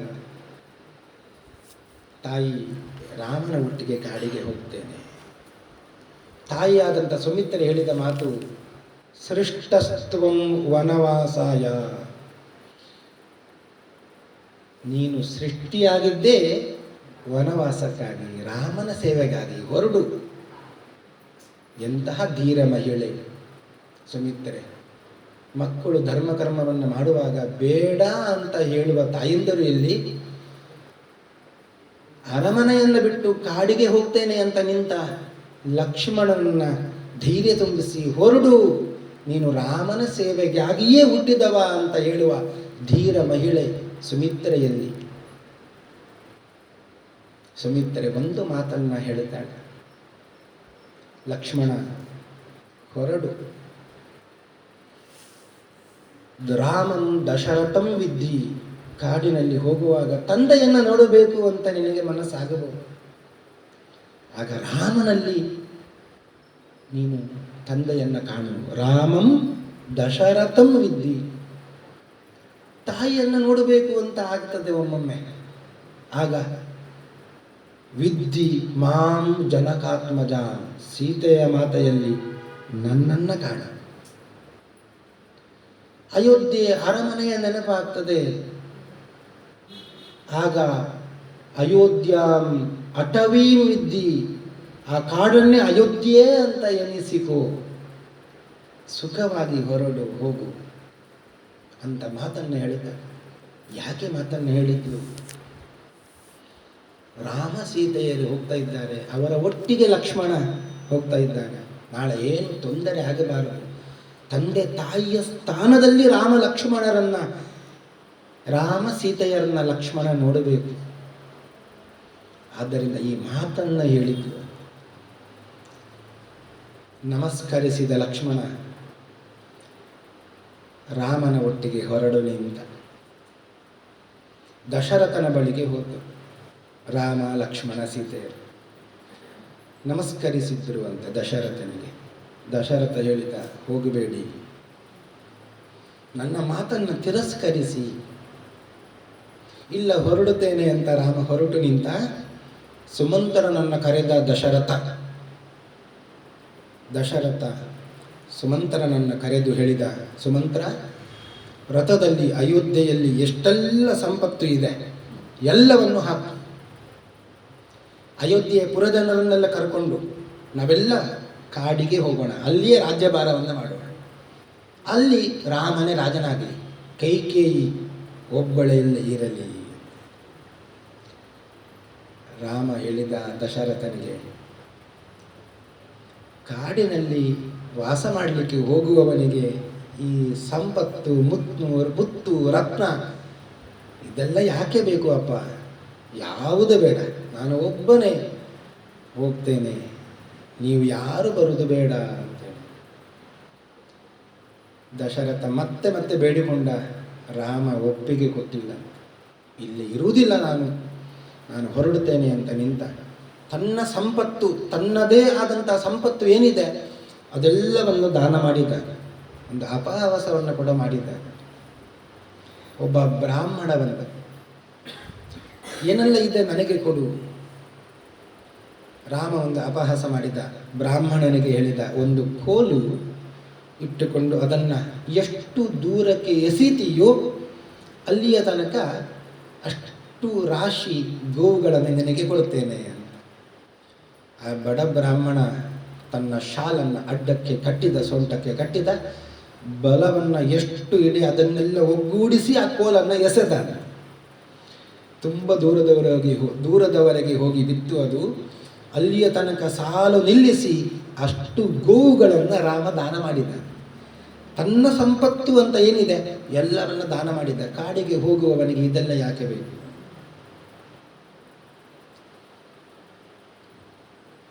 ದಶರಥ ಹೇಳಿದ, ಬಟ್ಟೆ ಮುತ್ತು ರತ್ನಗಳನ್ನೆಲ್ಲ ತೆಗೆದುಕೊಂಡು ಹೋಗಿ.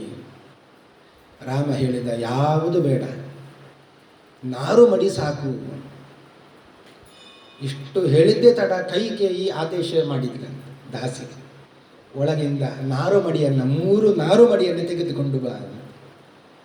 ಆ ಬಟ್ಟೆಯನ್ನೆಲ್ಲ ಬಿಚ್ಚಿ ನಾರು ಮಡಿಯನ್ನು ಧರಿಸಿಕೊಂಡ. ಸೀತಾದೇವಿಗೆ ನಾರು ಮಡಿಯನ್ನು ಹುಟ್ಟೆ ಗೊತ್ತಿಲ್ಲ, ರಾಮನೇ ಉಡಿಸಿದ ಅಂತ. ಎಂತಹ ಸ್ಥಿತಿ ಬಂತು. ವಸಿಷ್ಠರು ನೋಡ್ತಾ ಇದ್ದಾರೆ. ನೋಡಿ ಸಹಿಸಿಕೊಳ್ಳಿಕ್ಕೆ ವಸಿಷ್ಠರಿಗೆ ಆಗಲಿಲ್ಲ. ವಸಿಷ್ಠರು ಹೇಳಿದರು, ರಾಮ ಬೇಕಾದರೆ ಕಾಡಿಗೆ ಹೋಗಲಿ, ಸೀತಾದೇವಿ ಹೋಗುವುದು ಬೇಡ.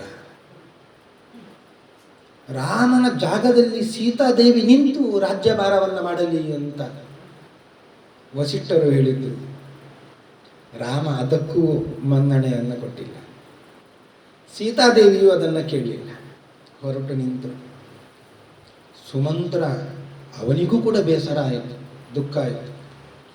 ಅವನೂ ಕೂಡ ಪ್ರತಿಭಟಿಸಿದ. ಪುರಜನರೆಲ್ಲರೂ ಕೂಡ ಪ್ರತಿಭಟನೆ ಮಾಡಿದ್ದರು. ಯಾರು ಪ್ರತಿಭಟಿಸಿದ್ರು, ಕೋಲಾಹಲ, ಎಷ್ಟು ಗದ್ದಲ ಏನು ಆದರೂ ರಾಮ ಮಾತ್ರ ಕೇಳಲಿಲ್ಲ. ತಂದೆಯ ಮಾತನ್ನು ನಡೆಸಿಕೊಡಬೇಕು ಅಷ್ಟೇ. ಹೊರಟ ಅಂತ ದಶರಥ ನೋಡುತ್ತಾ ಇದ್ದಾನೆ. ರಾಮನ ರಥ ಸುಮಂತ್ರ ಓಡಿಸಿಕೊಂಡು ಹೋಗ್ತಾ ಇದ್ದಾನೆ. ಎಲ್ಲಿವರೆಗೆ ರಾಮ ಹೋಗ್ತಾ ಇರುವ ಕಾಡುತ್ತಾನೋ ಅಲ್ಲಿಯ ತನಕ ನೋಡುತ್ತಾ ಇದ್ದಂತ. ರಾಮ ಎಲ್ಲಾದರೂ ಹಿಂತಿರುಗಿ ಬರಬಹುದು ಅಂತ ಅದೇ ಆಸೆಯಲ್ಲಿ ಇದ್ದ. ರಾಮನ ರಥ ಹೊರಟೇ ಬಿಟ್ಟಿತು. ಬರೀ ರಾಮನ ರಥ ಹೋಯ್ತಾ? ಇಲ್ಲ.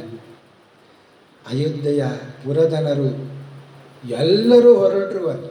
ರಾಮನ ಹಿಂದೆಯೇ ಹೊರಟರು. ರಾಮ ಇಲ್ಲದ ನಾಡಿನಲ್ಲಿ ನಾವು ಯಾಕೆ ಇರಬೇಕು, ನಾವು ಹೊರಡುತ್ತೇವೆ. ಎಲ್ಲರೂ ರಥದ ಹಿಂದೆಯೇ ಓಡುತ್ತಾ ಇದ್ದಾರೆ. ವೃದ್ಧರು, ಸ್ತ್ರೀಯರು, ತರುಣಿಯರು, ತರುಣರು, ಗರ್ಭಿಣಿಯರು, ಬಾಣಂತಿಯರು, ಸಣ್ಣ ಸಣ್ಣ ಶಿಶುಗಳು, ಅವುಗಳನ್ನು ಎತ್ತಿಕೊಂಡು ತಾಯಂದಿರು, ಕಂಗೊಳಲ್ಲಿ ಸಿಕ್ಕಿಸಿಕೊಂಡು ತಾಯಂದಿರು ರಾಮನನ್ನು ಹಿಂಬಾಲಿಸ್ತಾ ಇದ್ದಾರೆ. ರಥ ಸುಮಾರು ದೂರ ಹೋಗಿದೆ. ರಥವನ್ನು ಹಿಂಬಾಲಿಸಿಕೊಂಡು ಇವರೆಲ್ಲ ಬರ್ತಾ ಇದ್ದಾರೆ. ರಾಮ ಒಮ್ಮೆ ಹಿಂದಿರುಗಿ ನೋಡಿದ. ಇವರನ್ನೆಲ್ಲ ನೋಡಿದಾಗ ರಾಮನಿಗೆ ಬೇಸರ ಆಯಿತು. ಎಷ್ಟು ಪ್ರೀತಿ ಮಾಡ್ತಾ ಇದ್ದಾರೆ ಇವರೆಲ್ಲ ಅಂತ. ರಥವನ್ನು ನಿಲ್ಲಿಸಿದ. ತಾನು ಕೆಳಗೆ ಇಳಿದು ಬಂದ. ಕೈ ಮುಗಿದು ಬೇಡಿಕೊಂಡ ರಾಮ, ನಿಮ್ಮಲ್ಲಿ ವಿನಂತಿಸಿಕೊಳ್ಳುತ್ತೇನೆ, ಎಷ್ಟು ಪ್ರೀತಿಯನ್ನು ತೋರಿಸ್ತಾ ಇದ್ದೀರಲ್ಲ ನೀವು, ಈ ಎಲ್ಲ ಪ್ರೀತಿಯನ್ನು ಇನ್ನು ಮುಂದೆ ಭರತನ ಮೇಲೆ ತೋರಿಸಿ ಅಂತ ಹೇಳಿದ್ದ ರಾಮ. ಮತ್ತಷ್ಟು ಪ್ರೀತಿ ಉಂಟಾಯಿತು ಅಂತ ಹೇಳಿದರು. ಆಯಿತು ಅಂತ ಹೇಳಿದರು. ಹೊರಡಿ ಅಂತ ಹೇಳಿದ ರಾಮ. ಯಾರೂ ಹೊರಡಲಿಲ್ಲ. ರಾಮ ಮತ್ತೆ ರಥವನ್ನು ಏರಿದ, ಹೊರಟ. ಎಲ್ಲರೂ ಕೂಡ ರಾಮನ ಹಿಂದೆಯೇ ಹಿಂಬಾಲಿಸಿಕೊಂಡು ಬರ್ತಾ ಇದ್ದಾರೆ. ಸ್ವಲ್ಪ ದೂರ ಹೋದ ಮೇಲೆ ಮತ್ತೆ ತಿರುಗಿ ನೋಡಿದ. ಎಲ್ಲರೂ ಕೂಡ ಬಹಳ ಆಯಾಸಗೊಂಡಿದ್ದಾರೆ. ಮುದುಕರು, ಸ್ತ್ರೀಯರು ಎಲ್ಲರೂ ಕೂಡ ಬರುತ್ತಾನೇ ಇದ್ದಾರೆ. ಯಾರು ವಾಪಸ್ಸು ಹೋಗಲಿಲ್ಲ. ರಾಮನಿಗೆ ಸಹಿಸಿಕೊಳ್ಳಿಕ್ಕೆ ಆಗಲಿಲ್ಲ. ಇವರೆಲ್ಲ ನಡ್ಕೊಂಡು ಬರ್ತಾ ಇದ್ದಾರೆ, ನಾನು ಒಬ್ಬ ರಥದಲ್ಲಿ ಕುಳಿತುಕೊಂಡು ಹೋಗ್ತಾ ಇದ್ದೇನೆ ಅಲ್ಲ, ಇದು ಸರಿಯಲ್ಲ ಅಂತ ಹೇಳಿದ. ರಥವನ್ನು ನಿಲ್ಲಿಸಿದ. ನೀನು ರಥವನ್ನು ತೆಗೆದುಕೊಂಡು ಹೋಗು, ನಾನು ಸಾಕೇತಪುರಿಯ ನಿವಾಸಿಗಳೊಂದಿಗೆ ಬರ್ತೇನೆ ಅಂತ ಹೇಳಿ ಅವರೊಟ್ಟಿಗೆ ಹೆಜ್ಜೆ ಹಾಕಲಿಕ್ಕೆ ಶುರು ಮಾಡಿದ. ರಾಮ ಮತ್ತಷ್ಟು ಹತ್ತಿರ ಆಗಿಬಿಟ್ಟ. ಯಾವ ಪುರದನರಿಗೂ ಕೂಡ ರಾಮನನ್ನು ಬಿಟ್ಟು ಹೋಗುವ ಮನಸ್ಸು ಆಗಲೇ ಇಲ್ಲ. ರಾಮನ ಒಟ್ಟಿಗೇ ಹೆಜ್ಜೆ ಹಾಕಿ ಬರ್ತಾ ಇದ್ದಾರೆ. ರಾತ್ರಿಯ ಕಾಲ, ತಮಸಾ ನದಿಯ ತೀರಕ್ಕೆ ಬಂದಿದ್ದಾರೆ. ರಾತ್ರಿಯ ಕಾಲದಲ್ಲಿ ಎಲ್ಲರೂ ಹುಲ್ಲುಗಾವಲಿನ ಮೇಲೆ ನಿದ್ರೆ ಮಾಡ್ತಾ ಇದ್ದಾರೆ.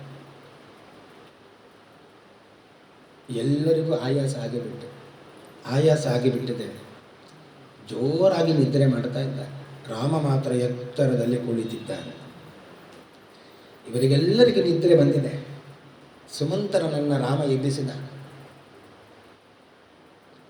ಲಕ್ಷ್ಮಣ ಸೀತೆಯರನ್ನು ಎಬ್ಬಿಸಿದ.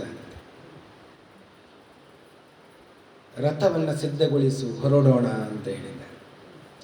ಅಯೋಧ್ಯೆಗೆ ಹೊರಡೋಣ ಅಂತ ಹೇಳಿದ.